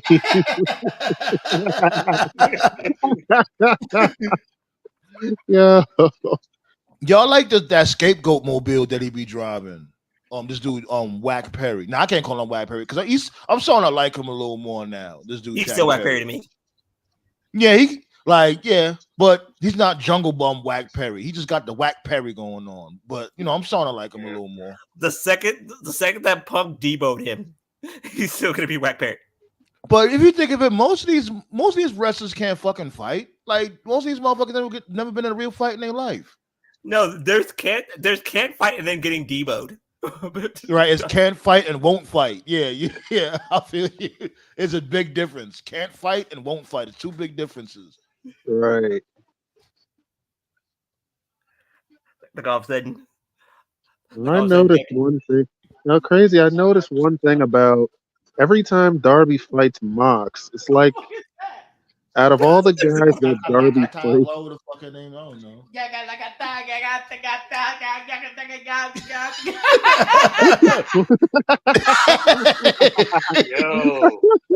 Yo, Darby deadass just did a Donkey Kong roll on Mox outside. This dude's on some Donkey Kong country shit. Wow. yeah, you know what's crazy about Darby? Every time he fights Mox, he always ends up getting more fucked up than anybody else he fights. like I'm telling you, like each time I see Jack Perry, seriously, I think of that scene where Smokey's playing dice. He goes like, "I won, give me my money," and then Diva said, "You what?" He said, "I lost." Like each time I see that, I immediately go to that scene. Nah, but seriously though, who is this Japanese chick that's dressed like Aladdin fighting Mariah May? Mira Shirakawa, I That's think. Yuka. That's Yuka Sakazaki. Oh, you can what? What? Huh? She's really cool. You could get the fuck out of here with that shit. With this, That's, that's really her name, but she's actually pretty nice. I'm not gonna lie. She's I good. guess. Most Japanese chicks are really nice, but Oh, of course, of course. Ballet says she likes her. she cool. Oscar. I mean, she's Yeah, not. I Oscar's mean, she's still not. gay though. I Come mean, on, she's B. not You got somebody too out much. You here got too world much bays champion. and boos going on. You got Oscar and you got who was that? What's Shorty There's name nothing again? wrong with Julia. establishing a roster, Sandman. There's nothing wrong. I'm just You said establishing a roster. Word, damn it! Women can do it, so can we. Serena Deeb. I condone it. My lady said, "What's up, y'all?" What's up? That's Hello. goody. They said, "What's up?" We over here watching Yuka. That's her name, babe. Yuka. I said you could get the fuck out of here with this bitch. Fake ass Milan. Right? She look like why she dressed like Shazam or Kazam. I mean, this dude Shaq. Oh my god. Oh, that shitty movie. Oh, Jesus Christ. God. I don't know how much Shaq got paid for that shit. A lot. I watched that. Millions. I watched that over. I watched that over Steel though. I remember Steel. Oh God. Oh man. Still was worse. Still. Another thing that Ray J had murdered. Oh man. Because remember Word. Ray J was there too. Word. I forgot Ray J's I the forgot fucking- Ray J was in there.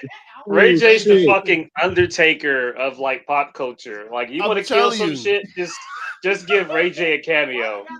I find it weird. I find it weird he killed every other show, but not Love and Hip Hop. That's wild to me. Wow. Is Ray J still on Love and Hip Hop, man?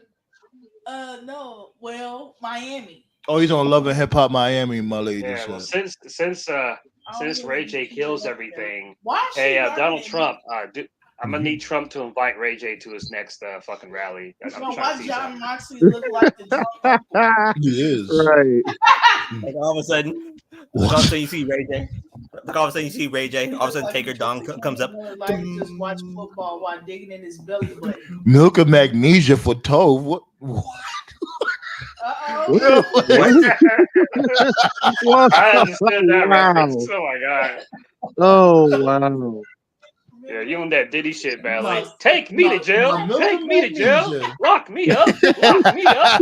Throw away the key. Throw away the key. I ain't afraid to fuck another man in his ass. Oh, Hey, y'all are a mess. Oh, now I know what Ballet's talking about because you had okay, I get it. my lovely milk of magnesia. That's like if you saw Bianca Belair in person and you just fucking no-sell her to talk to Gargano's wife, Candace, whatever. Whatever. Oh God, I will never do that. And I actually met Bianca Belair once in person at a live event. Holy shit. I hear she's very Yeah, she's nice. beautiful. She's not only one of the nicest women, she is literally like she don't even need to wear makeup. She's that gorgeous.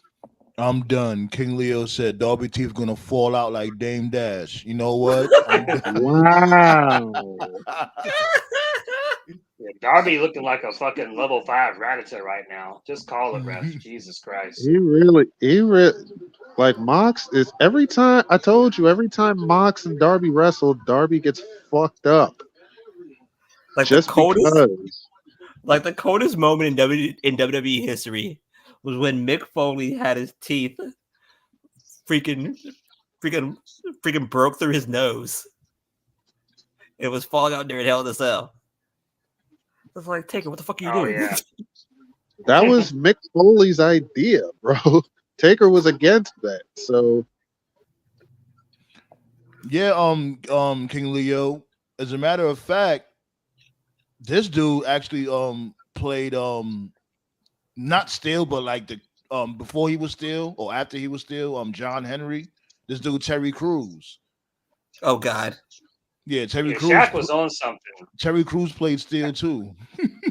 Yeah, Shaq was on something in the mid-90s. He's like, man, I'm going to fuck up everything. I'm going to be the worst genie ever. I'm going to be the worst comic book character ever. I'm going to have the worst fighting game ever. And I'm going to make a cameo. God, Shaq Fu. Shaq Fu. Wait, y'all played that fighting game? Jesus. Man. I think we all played it because everybody liked Shaq. I never did. I never played it. No, because I knew that shit was bad. Because I knew what it. That's why I never played it. Because I knew what time it was. But the trailer didn't look bad. Like you see the commercial, it didn't look bad. But when you brought that shit on, because remember, we didn't have YouTube to look up on YouTube and watch the gameplay on YouTube. All we had was commercials. So you see the commercial, you would think even still, sometimes commercials are misleading. I'm like, nah. Commercials and Nintendo Power. Definitely. That's what we had. All you had was that and word of mouth. The first time in my life I ever heard the term ass cheese, I'll never forget at school. I couldn't go to the theater to see Batman and Robin. The first time I heard ass cheese, I was at school, and a friend of mine came to school.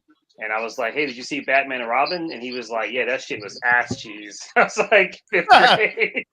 You know what's crazy? Like, the game was matter of fact, that was Batman Forever. Batman and Robin, the game actually wasn't that bad if I remember. For Sega, Batman right? Forever, for the Super Nintendo. Oh, okay. Yeah, Batman Forever, Jesus Christ, that was bad. You talking about the game or the movie? I gave video game nerd played that game. The video game, the video game for the PlayStation. Like I ain't gonna lie, like Batman Forever, the movie, like I think it got unnecessary hate. I don't think it was that bad. It was okay. The video game was really just a beat 'em up, just with Batman graphics. That's kind of all it was.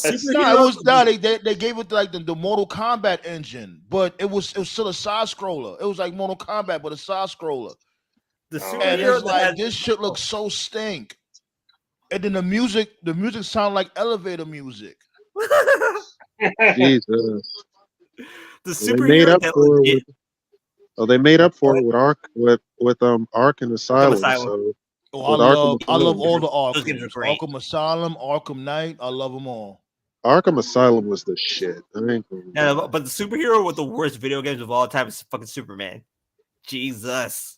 I don't know why they can't get it right. Yo, you know what's funny?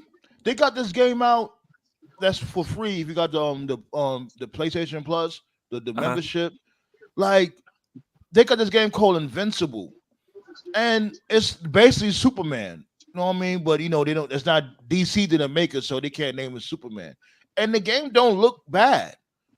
And it's like, he's doing all the Superman shit, the speed, the flight, the super strength, all that shit, super breath, the eye beam.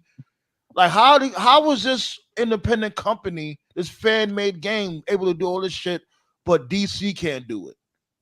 I got 2 words. I got 2 words and 2 numbers. Superman 64. That was ball game over.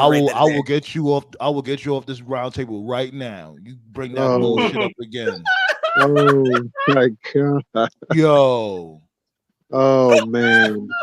I wanted to literally bite a chunk out that game. How fucking retarded that shit was. Flying through rings. All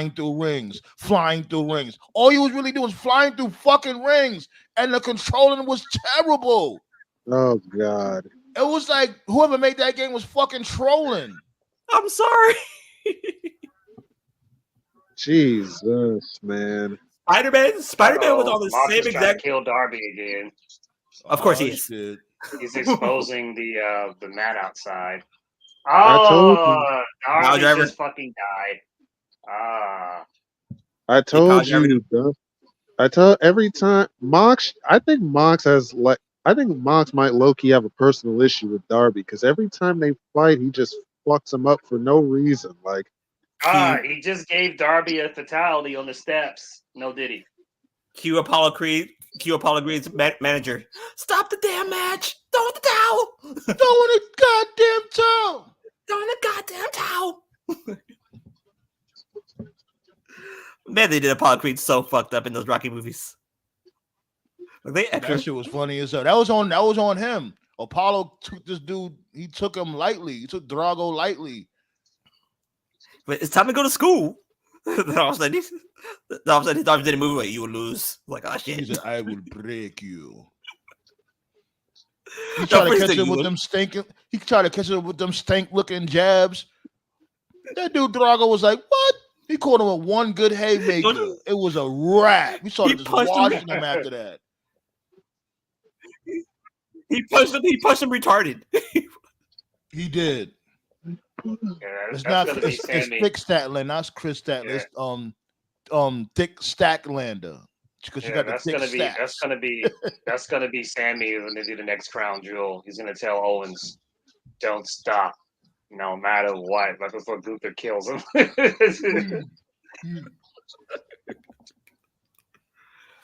I knew Ballet was talking about King Leo. She's talking about Joel Santana. Yeah, she just said it right here. Yeah, it was Joel Santana. Yep. He don't have no teeth either.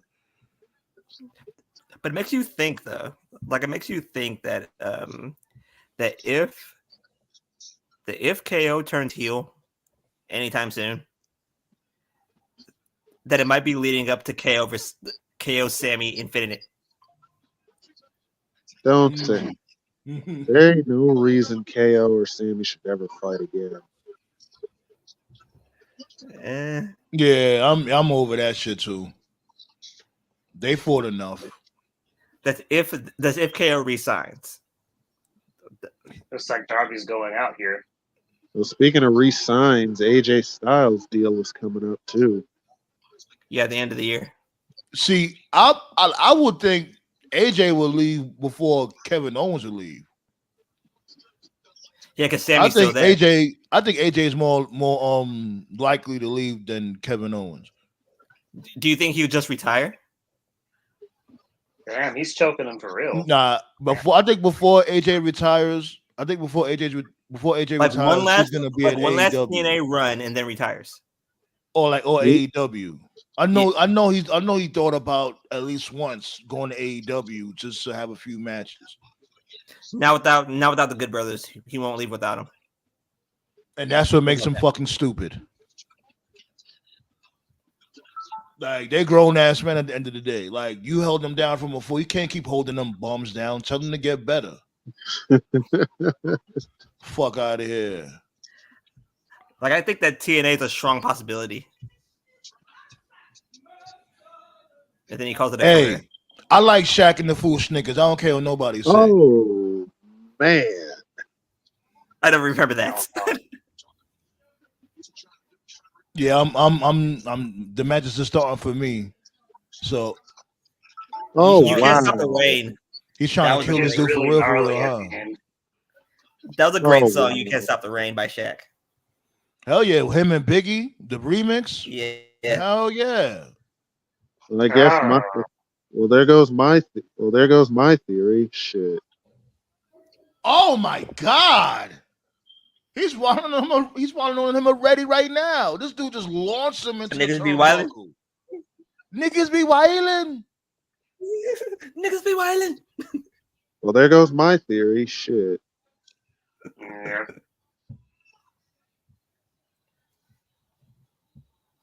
Call the ambulance, come and pick up your payball.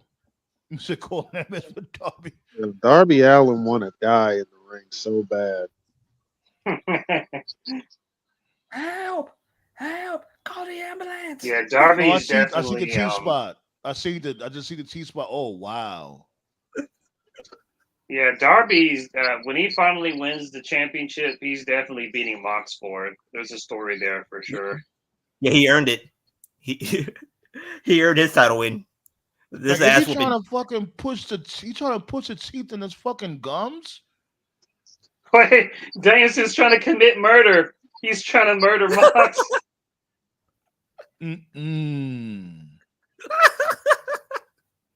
Yo, shit, he try to pack him up, rightfully so. Now Marina's trying to choke out Danielson, and Danielson's like, "Hey, bitch, you wait your turn." Right.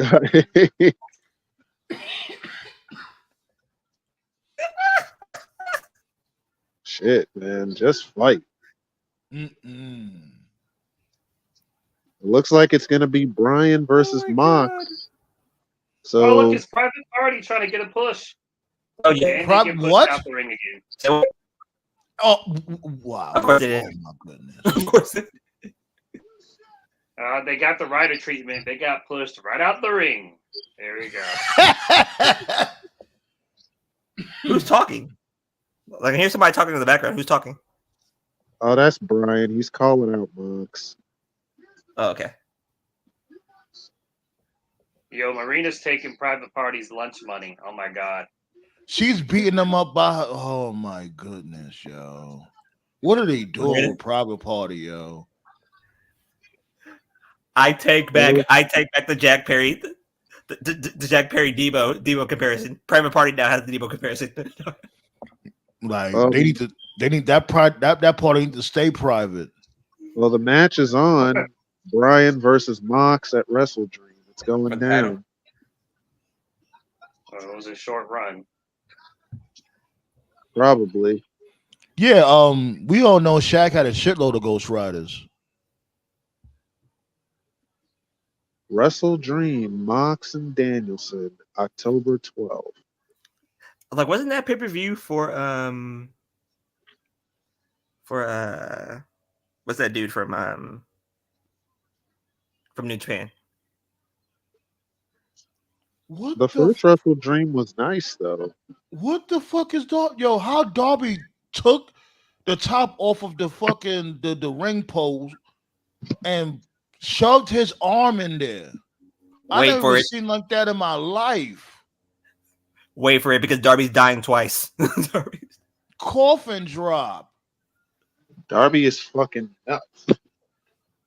Like who put somebody's arm in the fucking ring pole and elbows that shit while it's impaled in the fucking ring pole? Who thinks of that?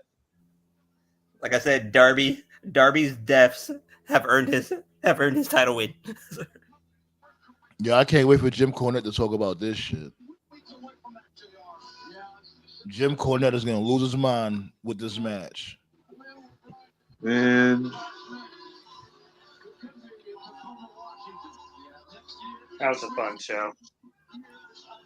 Yeah, it was fun. They got a lot of dope matches lined up for Collision and next week.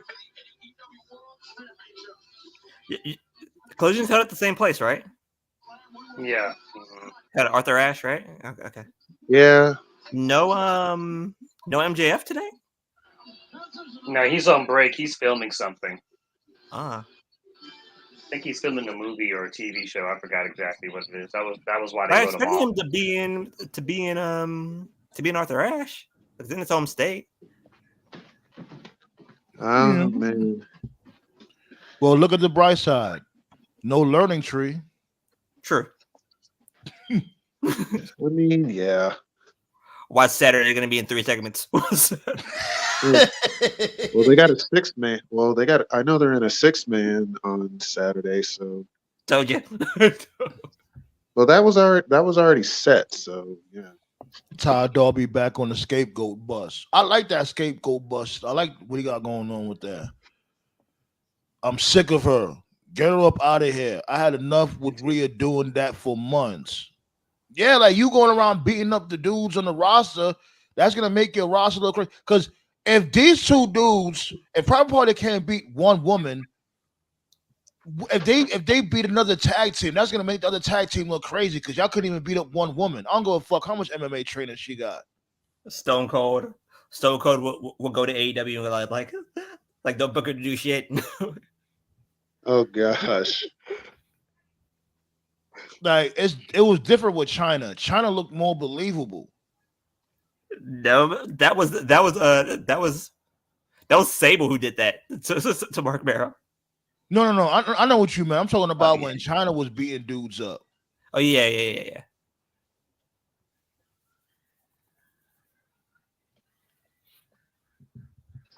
Know who should be in AEW? I'm talking about like in all seriousness. Like I would like to see KO in AEW, even though it's probably not going to happen. I think ultimately it AEW seems should to me stop like signing motherfuckers. That's what I think. They need to stop signing people. All I that was what gonna they say got. about Owens is it seems to me like he's given up because I hear him talk in interviews and shit a lot of times, and he's just talked about how he's done everything there is to do, and I'm just like, no, you haven't. You've never been WWE champion. You never won the Royal Rumble. You've never won Money in the Bank. You've never won King of the Ring. There's a lot of shit you haven't done. But he talks as if like, well, I got nothing else to do, almost like he seems content. And I'm just kind of like, oh, well, if you feel that way, sir. But Like I think imagine, you have a lot more to offer. I mean, you literally only had one run as a world champion in the company. like And it was imagine the Mount universal, though. the Mount Rushmore of wrestling. I think this is what the stable was called, right? Him and the Bucks were called the Mount Rushmore of wrestling. Yeah, Yeah. Mount Rushmore. Yeah. Mhm. Yeah, like imagine those three instead of the elite, just have the Mount Rushmore of wrestling run roughshod. Like that'd be a good landing spot for him. They already tried to take over the company. The Bucks and Okada and the Scapegoat. They already tried to take over the company, and that shit fell flat. Ain't nobody here for that shit. Well, the Yeah. problem is none of them can cut promos. That's the problem. KO Mount can. Rushmore could work because you got Yeah. I no, Yeah. I mean the current elite. Oh, You got Okada, okay, who's yeah. Japanese. You got the Bucks, and you got Jack Perry. Jack Perry's not bad, but he's not charismatic. Mount Jack Perry's Rushmore is Debo. different because you got Owens. Right, yeah. The Mount Rushmore is different because you got Owens and you got Adam Cole, and they can both actually talk and get people's attention. So that might actually work. But Yeah, you know, that's what I'm it saying. may have to be a different variation at this point because I just feel like at this point a lot of fans are just kind of over the Bucks. So if that was to happen, like if you were going to try to do like a new Mount Rushmore in an AEW, you could keep Owens and Cole, but you'd have to replace the Bucks with like another team, maybe the Acclaimed or some other tag team we're not thinking of at the moment. I don't know.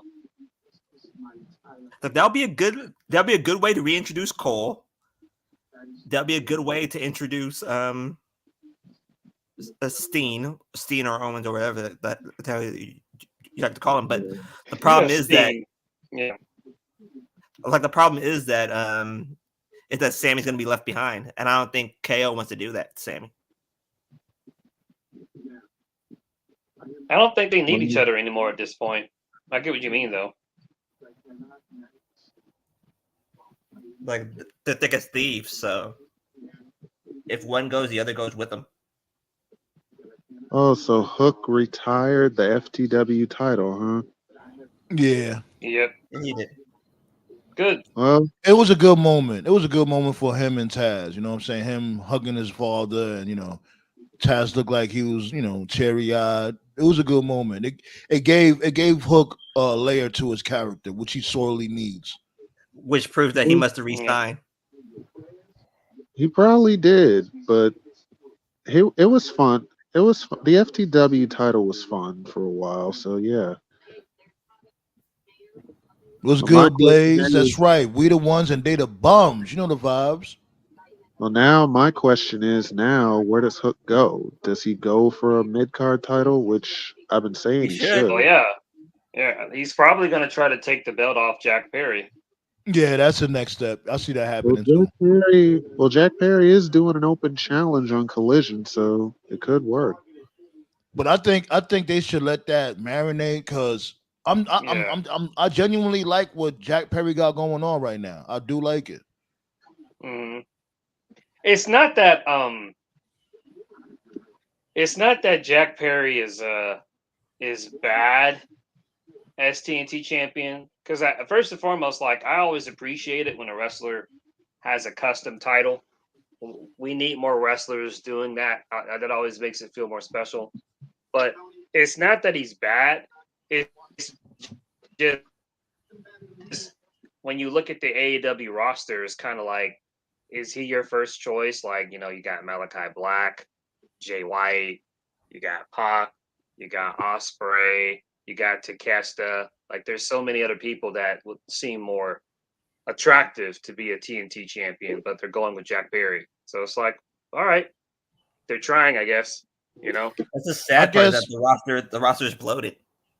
Yeah, and I guess they're going for basically the chase since like you said, they have so much more qualified wrestlers there to be TNT champion. I guess that's the point of them putting it on Jack Perry for somebody that's more popular than him. You know what I mean? Get that rub when it comes to the chase for the TNT championship. Mm-hmm. King Leo, he brings up a good point. Going back to what you're talking about with this dude Kevin Owens, when Kevin Owens had said he did all he could do in WWE. He said, I think his bucket list was filled when he fought Stone Cold. He might have a point with that. Like, he's like, yeah, I may not have beat Roman Reigns or whatever and beat the bloodline, but at least I was in the match at WrestleMania against Stone Cold. That is true. Yeah, true. We That never was his thought biggest we'd match say of his that. career.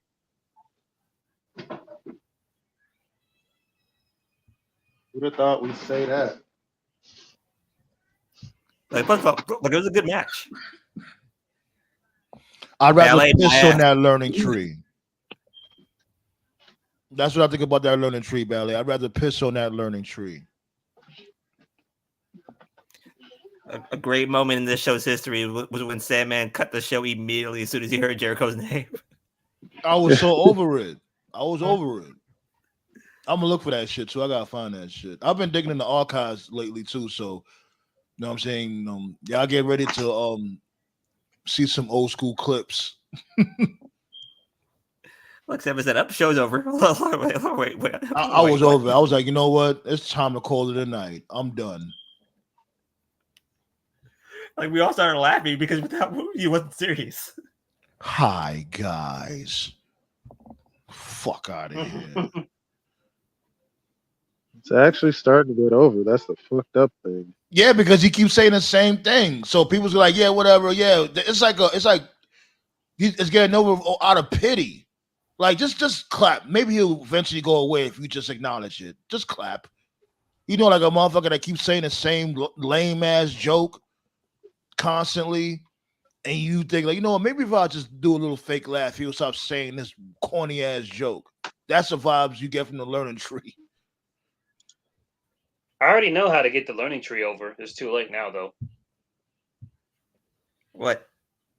Never invented in the first place. He needs to go the King Booker route. That's what he needs to do.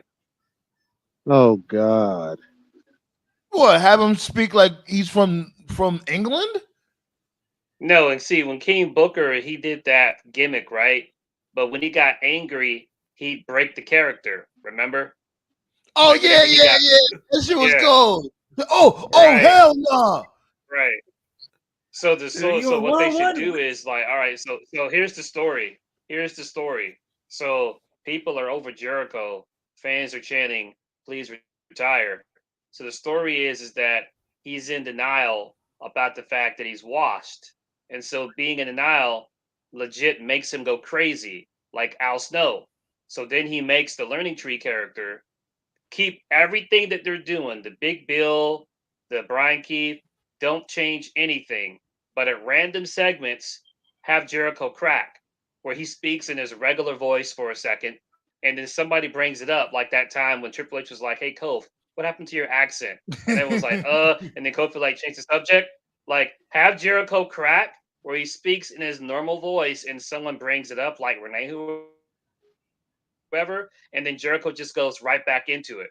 And as the weeks go on, he cracks more and more and more, and he'll get over. I mean, it's already comic relief shit, but like it'll be actually funny. Right now, it's like cringe funny, like I guess. But if you did my idea, like it'll actually get over because it'll actually be funny. It's like this dude is literally going crazy, but he's acting like he's crazier than he actually is. You know what I mean? Like, remember that time Don't when be Vince surprised got if they his head take the shaved idea. and he kept wearing like all this. I would Hey, say, shit, don't be man. They already surprised know if the they take the address, bro. idea Hey, because cash they the be check. listening.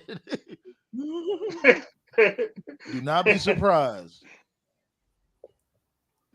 Because they can still do it. They can still do that idea. Yeah, they can. So I guess what they're going to do for MVP is when Swerve comes back, whenever that is, it looks like we're going to get a manager feud where MVP and Prince Nana are going to be feuding over who can be the For better Swerve. suitor for Swerve. Interesting. And so then you can Okay. get either one of two Ew, options. come on, Option man. one being That's fucking gross. what's up? I didn't mean to cut you off, but the cameraman is all up in this dude. He over here doing bloody spit bubbles. Ain't nobody trying to see all that. That shit was gross as fuck. Yo, he said take that. yeah. So yes, yeah. Oh, I forgot you were like behind. So I think where it's leading to is Swerve comes back, and we're gonna have MVP kind of like as the suitor, trying to get Swerve's attention. So that's Like eventually so he'll then, side with Nana, and then that's when Lashley debuts. Hold on. Let's all finish. Go ahead, Toe. Yeah, that's option one, obviously, where he's like, nah, sticks with Nana. Lashley comes in, then you got Lashley versus Swerve, which would be big and would be an immediate way to establish Lashley as a threat to feud for former world champions as first feud. Then option two is Swerve takes MVP up on the offer, turns on Nana, joins MVP. Lashley debuts, so you got Lashley, Swerve, MVP, Hurt Syndicate. I'm down. Oh, And then either way, it's gotta lead to Swerve trying to get back at Hangman. Then Nana gets Ricochet, and that would be Ricochet versus Swerve. Well, Swerve did say he wanted to fight Ricochet when he showed up, so it would work. But either way, Swerve has got to revisit Hangman. Yeah, but I'm looking at it now. Right I'm looking at it now, for King AEW. Leo. Hold on, give me 1 second. I'm looking at it now, King Leo. Okay. Mayor Adams, B. What happened? Yeah, he just got indicted. What? Man. Oh shit. Mayor Yo, Adams that's just got insane. indicted. Damn, what is going on out here, yo? Pandora's Hey, man, box Cat is Williams still called it, bro. open. Cat Williams called it, Pandora's bro. He box said is all open. lies will be exposed. I've been waiting Cat for him. I've been waiting for him to get caught. Oh my Yeah, we god! always Cat knew he was Williams a is turned fuck. into a We all prophet. know he was a fuck nigga. Cat Williams is turned into a prophet. Man, Yeah, make Pandora. Cat knew what was up, bro. Man, Cat Williams been on that type of timing, but people called him crazy. That nigga Mhm. opened. I was one of them. That nigga opened. I was one of them Pandora's too. box, I was one of them man. too. I ain't gonna Wait, yo, lie. what was that one stand up he did where he was wearing the green suit? Y'all remember that one? Oh yeah, Um, Pimp Chronicles. the That Pimp shit was Chronicles, yeah. hilarious. That's Yeah, my favorite. that was right there. like fucking yeah. Pimp Chronicles was like in like the mid 2000s. I remember back then one of his jokes he talked about going to a party and walking into a gay orgy. This was like years ago, so he been on that time. Look at this. According to the New York Times, so you know this is legit. Eric L. Adams, a retired police captain who was elected as New York City's 110th mayor nearly 3 years ago on a promise to reign in crime, has been indicted following a federal corruption investigation. People with knowledge of the matter said on Wednesday. The indictment remained sealed on Wednesday night, and it was unclear what charge or charges Mr. Adams will face. But the federal investigation has focused, at least in part, on whether Mr. Adams and his campaign conspired with the Turkish government to receive illegal foreign donations. When the indictment is made public, Mr. Adams will become the first New York City mayor to face a federal charge while in office. The indictment promised to reverberate across the nation's largest city and beyond, plunging Mr. Adams's embattled administration further into chaos just months before he is set to face challengers in the hotly contested mayoral primary. We'll say Get goodbye that to that. motherfucker out of there. Hey. Like, wasn't he going to be up for being New York governor? I never heard that one. In the statement, Mayor Eric Adams said he did nothing wrong. I always knew that if I stood my ground for New Yorkers, that I would be a target, and a target I became. He said, "Wow, what a way to throw New York under the fucking bus." If I am charged, I am innocent, and I will fight this with every ounce of my strength and spirit. Brendan R. McGuire and Boyd M. Johnson III, partners at Wilmer Hale, who represent the mayor, did not immediately respond to requests for comment. Yada yada yada yada yada. The indictment represented an extraordinary turnabout for Mr. Adams, who's 64 years old, a former state senator and Brooklyn borough president who took office in the city. Yeah, basically they cooking them. Because I remember, like for those of you who don't remember, but I remember when Kevin Johnson, the former point guard for the Suns, was the mayor of Sacramento, and like everybody was talking about him being the governor of California. Out of nowhere, like 3 random chicks said that, oh, Kevin Johnson raped me back when I was in high school. Like that ended his Hey, hopes. you said he was the mayor of New York? The mayor of New York? No, Sacramento. Yeah, I said he was the mayor of New York. Who? Are you talking about Mayor Adams? Mayor Adams or Kevin Johnson? Yeah. Eric Adams is the mayor of New York. Yeah, he's the New York mayor. Yeah, Mayor Adams, Eric Adams. He's the New York mayor. New York. Yeah. Oh, you know what that means, guys? Did he? You know who's time to call?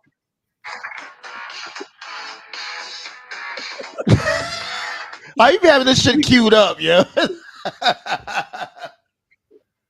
Let me find out Topa's a new sound guy now. He be having this shit queued up on cue, all that.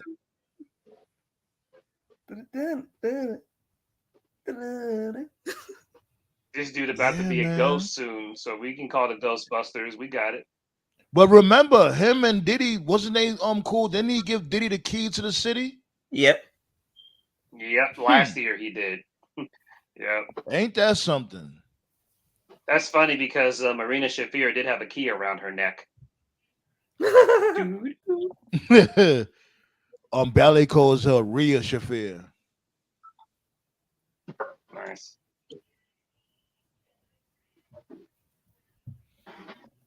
Throw that governor in the mix too, right? I find it so funny, y'all got that smoke for Mayor Adams, but what about Giuliani? Giuliani was definitely on some fuck shit from before. Giuliani should have been canceled a long time ago. Yeah, he was able to rock because he was a fan of The Sopranos. That's all it took. I'm a fan of The Sopranos. Oh, you can do whatever you want, sir. Fuck out of here. I remember when Mary Giuliani had a fucking hair dye leaking from his skull. Yeah, I remember that too. Yeah, you broke up a little bit, but I know what you said. When he was at a fucking porn shop in fucking I think it was like Pennsylvania or some shit like that.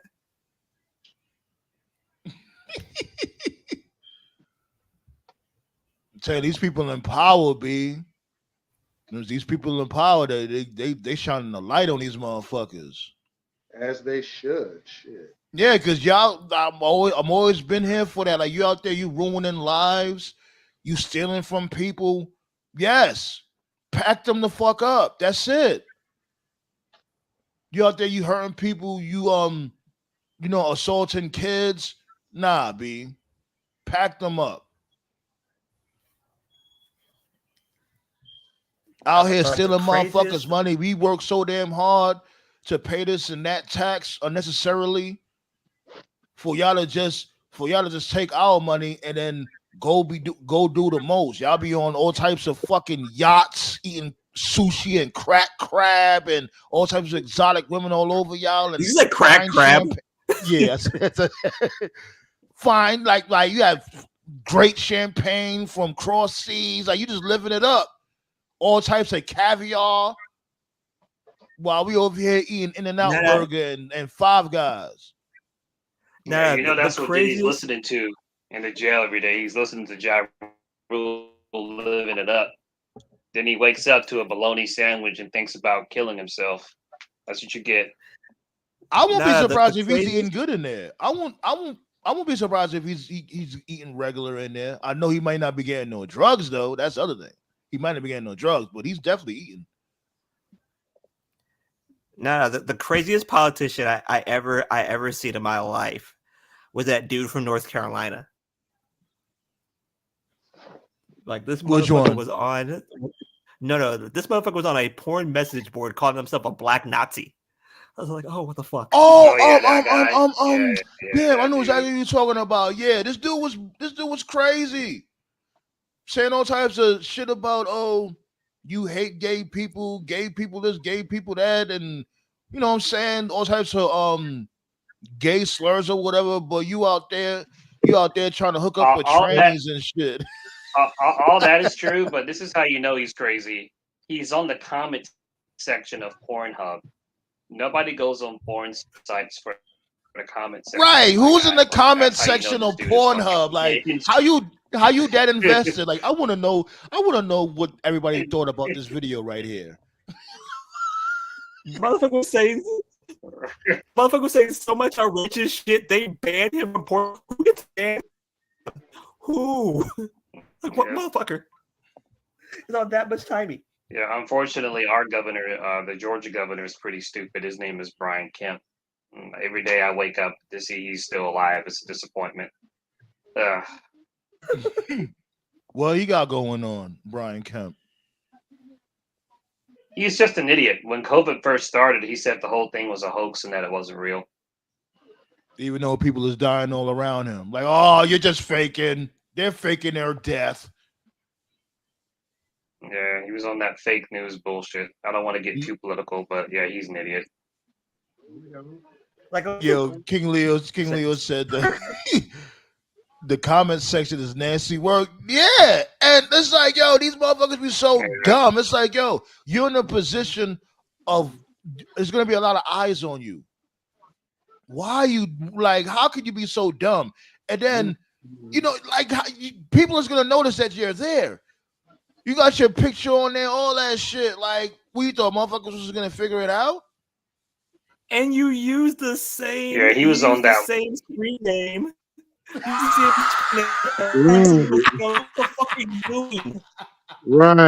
Oh my god. He was on that Lars Sullivan shit, and we saw how that worked out for him. Oh yeah, man. fuck Lars Sullivan, like, cause he had a lot of promise, but turns out he was a whole weirdo. No, he didn't, bro. He was whack from the beginning. Yeah, like I thought he was okay. I'm not saying like, he was a next world champion, but as a big man, like when it comes to that old school monster as a wrestler, he had that look. Like, at least in California, our politician crimes make sense. Steal money from the government? Okay, that makes sense. All politicians do that shit. Right. I loved how his finish was called the freak accident. You know that was a Vince move. Vince rubbed one out. Yeah. The freak accident, yeah. A bunch of things were freak accidents. You sleep with men, your finisher's now the freak accident. Yeah. And now remember when those allegations came out, those racial allegations came out against Lars Sullivan. What they had Lars Sullivan do on SmackDown? Beef with these dudes, the Lucha House Party. Like, he was just talking shit about you know what I'm saying, different Mexicans and whatever. You know what he was talking about. Yeah. And that's the first thing you do is have him beef with Lucha House Party. Now the part they was gonna feed Cena to him. They dodged the bullet there. The part that's the craziest to me is that this motherfucker's black. And you call yourself a black Nazi? Like, what the fuck? Like, seriously. He got mental Uncle Tom, issues. bro. He got mental issues. That's the thing, man. Boondocks was a fucking comedy, but it was a commentary. Uncle Ruckus is like shits and giggles, but the unfortunate truth is that there's people that are like that for real. That's the joke. I think he was worse than Uncle Ruckus, homie. Ballet? What's his name? I know Ballet knows his name. What's his name, Ballet? That dude that we were talking about.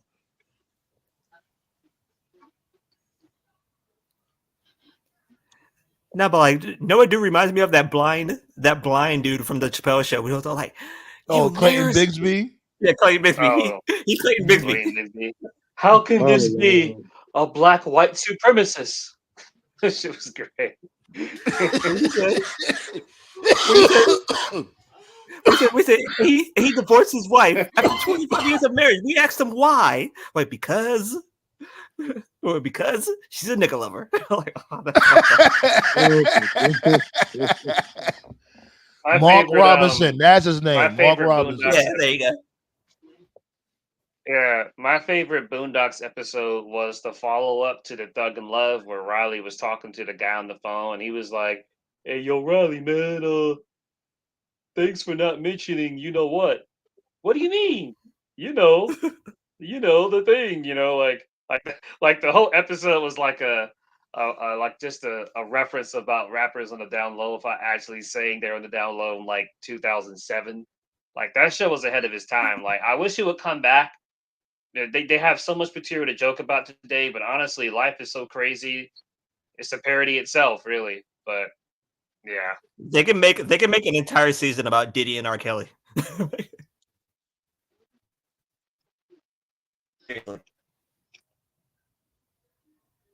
And as sensitive as the world is nowadays, it would never happen. Speaking of the Boondocks, shout outs to Regina King for playing both voices. Oh yeah, she did, huh? Nice. Yeah. She's still a baddie. Yeah, she is. Really is. Did she play? She played Cleveland's daughter, like on Cleveland show, I believe. Is she? I think, yeah. Like, did she? Like, I'm not too sure. I wasn't really into that show that much. Like, she either played the daughter or she played Roberta. Regina is the only reason the show didn't come back after her son's passed. Oh wow! Yeah, there was all kinds of stories. The story I heard was that shit, what was his name? It's been a while. Mr. Witherspoon, John Witherspoon. Pops. That was his name. John Witherspoon. Yeah.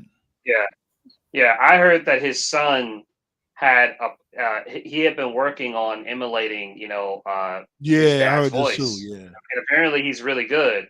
I heard that he had applied to play Pops for because Boondocks was supposed to be coming back. This is like before COVID was a thing, I think. But he had applied for it. Oh, JD. And talking about JD. Cartoon Network. Yeah, JD Witherspoon. Cartoon Network, Adult Swim, or whoever the fuck was in charge was on some fuck shit, and they told him no.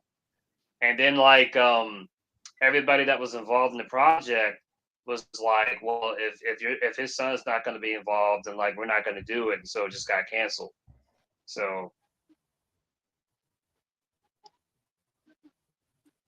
yeah, JD's fun. Like I like JD.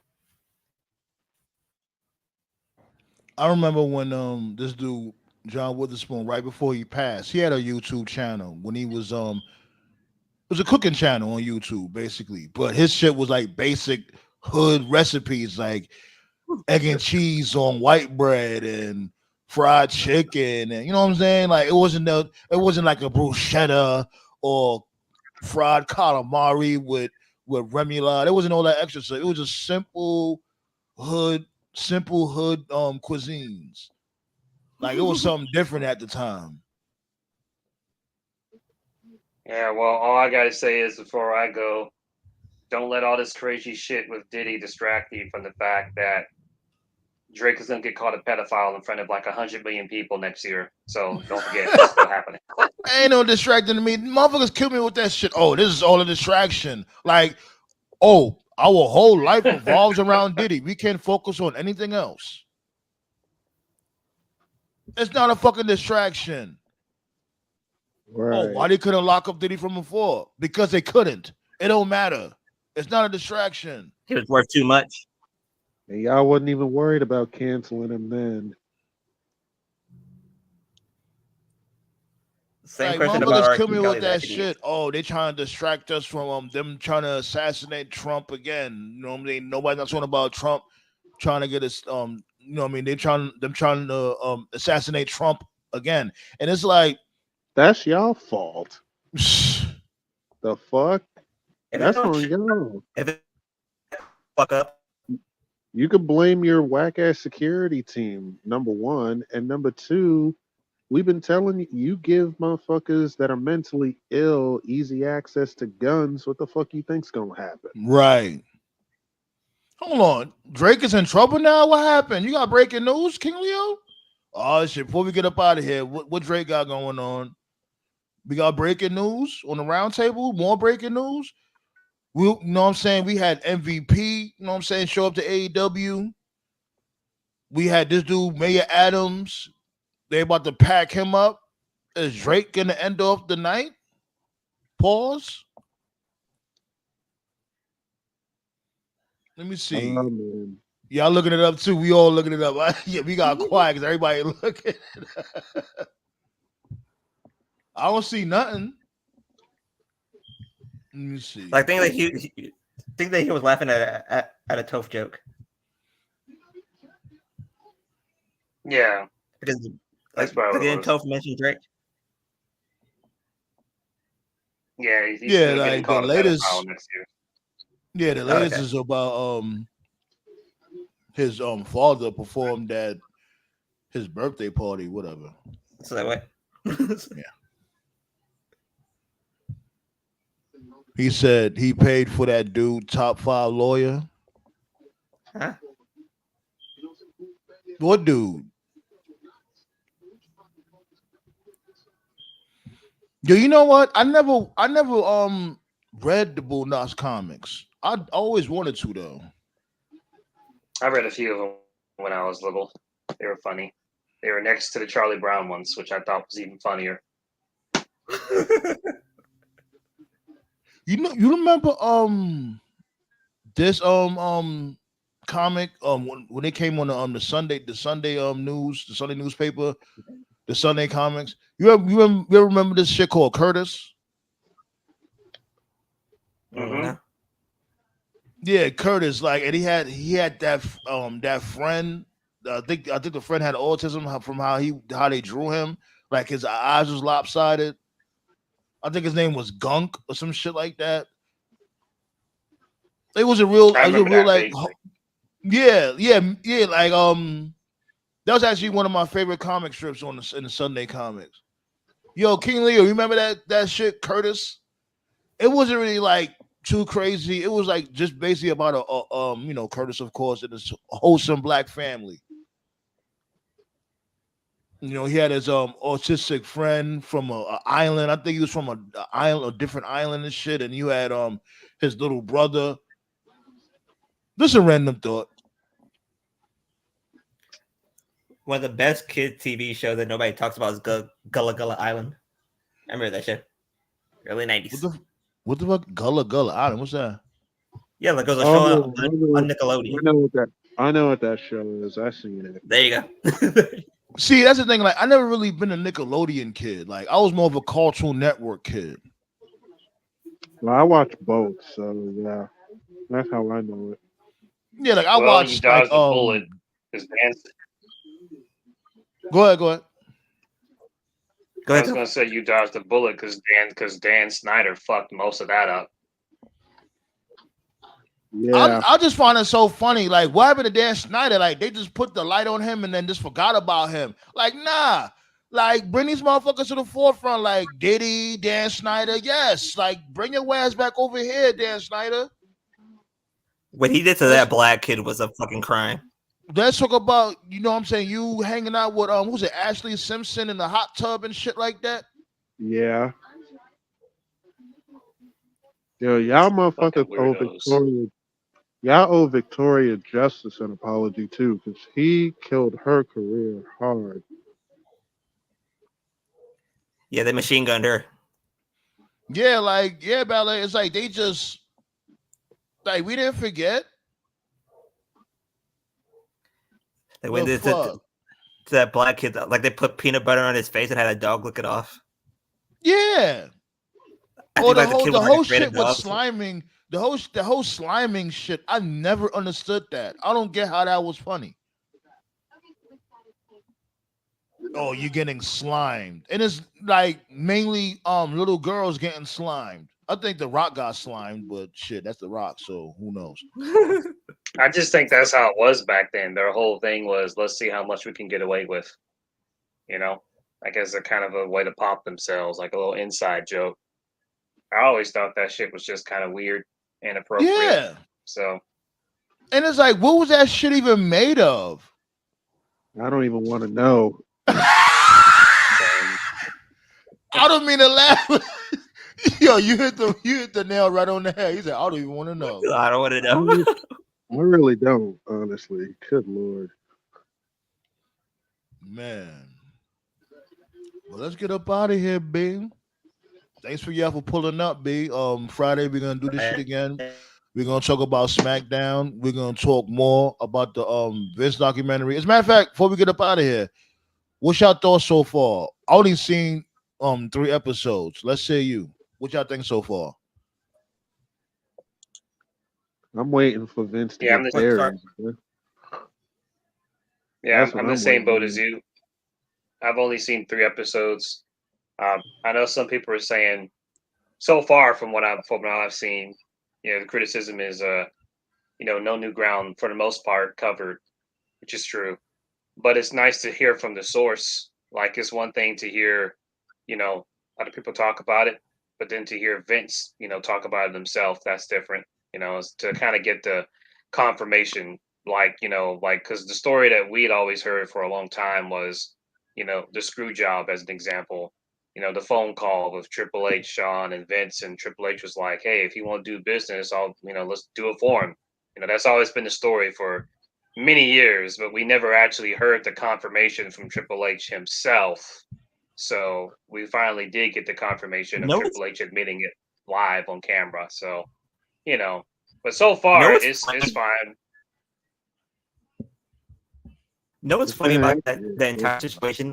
There was a scene, I think, on like the 360 version of like one of the WWE. It was like WWE. I think it was like. You breaking up a little bit. You breaking up a little bit. Can you hear me better? Nah, still breaking up. Can you hear me better? Nope. Can you hear me better? Nope. No, just save it for the next episode, Black Star. Might as well, yeah. Yeah, Might as yeah, well. It's Yeah, all right good. on the group chat. Oh, there you go. Now you go ahead. Say what you was gonna say now. Go ahead. Okay, like there's like a scene in like one of like the WWE video games where it's Triple H, HBK, and then like Vince is walking into their locker room and like they're planning the Brett HBK finish. And then Triple H looks at the camera, like video game Triple H looks at the camera and goes, "Get the fuck out of here." Like they close the door, like they have like the WWE logo and like those are like that would be interesting if they would have pulled it off like that. It just made it like a part of the storyline. But they never did that. Oh shit! What this dude got queued up right now? Now I got a phone call. Oh, ET second coming. All right. oh! I thought it was Kill Bill for a second there. Let's get up out of here, man. Like I said, Friday we're gonna pull up again. You know the vibes. Tuesday, of course, we're gonna talk about Raw and all that. Oh, rewind that real quick. Friday, we're gonna talk about SmackDown, what SmackDown got going on when it comes to LA Knight, when it comes to the Bloodline, when it comes to Solo Sikoa, Cody, all that fly shit. What this dude Randy Orton got going on. Y'all already know what they got going on over there. We're gonna talk about that. We also gonna pull up on Tuesday to talk about more of Monday Night Raw. You know what I'm saying? What these dudes, King Kong and Godzilla, gonna do, aka Braun Strowman, and this dude here, my guy, I'm mad I forgot my dude name. Bronson Reed. You know what I'm saying? We're gonna talk about that. Who is my tribal chief, Jacob Fatu? If the ring breaks, pay us. They We'll If talk already the about ring all that. breaks, pay us. they already teased it last week. You know it's coming. And we all know Gunther's gonna accept this dude's challenge. Sami Zayn keep trying to get that title shot popping off for Bad Blood. And eventually Gunther is gonna accept the challenge. You know what I'm saying? And Gunther's gonna win. Right. Yeah. You know what I mean? And oh yeah, and we're gonna pull up for Wednesday too. We're pulling up next Wednesday for the Dynamite 5-year anniversary. B. It's only right. Well, Gotta yeah. celebrate 5 years. Celebrate 5 years of AEW next Wednesday. Dynamite. And we get end of next week on Friday. You know the vibes, and that's it, B. Toph had dropped out. That's all. Make sure or give our well wishes to Toph. Because the storm was coming out there. So, and he had just cut out. So, Think it arrived. Yeah, probably did. Probably cut him off. So, let's just, hope everything goes well. Hope that tornado pass by where he's at very fast. Don't stay there too long. Right. Yeah, man. Prayers up to Toph. Yeah, man. Yeah, buddy. And yeah, man. Fuck Mayor Adams, B. We out of here. Fuck that nigga. Yeah. Appreciate you, King Leo. Appreciate Ballet. Shots go out to my guy, Dynasty.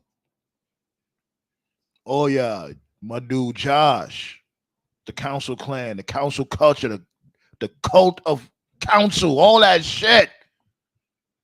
You know the vibes, B. Play some music real quick. Why not? Let's play some music. Get us up out of here the right way. Shots go out the Hook too. Shots go out the Hook for retaining. Or matter of fact, did he retain or he got the belt back? Yeah, he retained. Excuse me. He retained the FTW championship and retired it, gave it back to his pops. Now he's moving on to new ventures. This dude caught a body. John Moxley caught a body tonight, as always. Nigel McGuinness and this dude, Bryan Danielson, had a really good match. Shit. Grand Slam was good, man. It was good. Better than expected. I ain't gonna lie. It was better than expected because the build for this shit wasn't really all that. But it was good. You know what I'm saying? I enjoyed watching it. It just flown through so smoothly, so quickly. Pause. It sucks that the young bums are still tag team champions, but what can you do? Anyways, appreciate all y'all. See y'all on Friday, B. Play some music and let's wrap it up, buddy.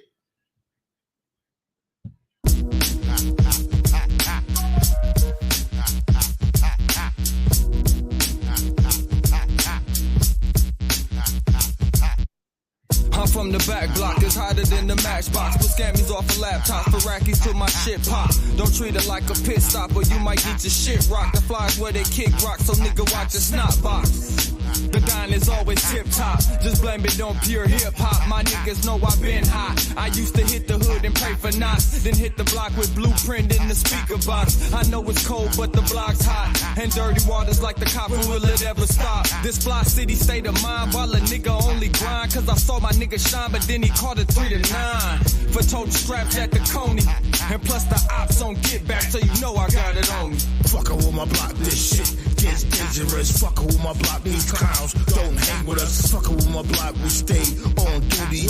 We outside, my nigga, it's a movie. Fuckin' with my block, this shit get dangerous. Fuckin' with my block, these clowns don't hang with us. Fuckin' with my block, we stay on duty. We outside, my nigga, it's a movie. I'm from the block with niggas, chase figures. We Mr. Homies is dead, we pour liquor. You dudes goofy like John Ritter. Nutcrackers from summer to winter. From the projects they call murder the hill. You get body and they got the burner still. Don't forget the arcade and the pizza shop. Camping out the Dr. J's when sneakers drop. 4th of July, you hear the guns pop. Got it from the back of the trunk, not gunshots. Looking for the dude with the bud on the corner. People start wilding out when weather's warmer. Hard to find a regular job that pays good. Main reason why dudes hustle in the hood. Shell shock from these cops that act racist. They don't like us cause our black faces. Locking up innocent dudes that lose cases. These projects is known for their mazes. My block similar to Double Dragon. Right around the corner the ops stay clashing. It's a passion, we grind for rations. Just imagine the clubs we crashing. Fucking with my block, this shit gets dangerous. Fucking with my block, these clowns don't hang with us. Fucking with my block, we stay on duty. We outside, my nigga, it's a movie. Fucking with my block, this shit get dangerous. Fucking with my block, these clowns don't hang with us. Fucking with my block, we stay on duty. We outside, my nigga, it's a movie.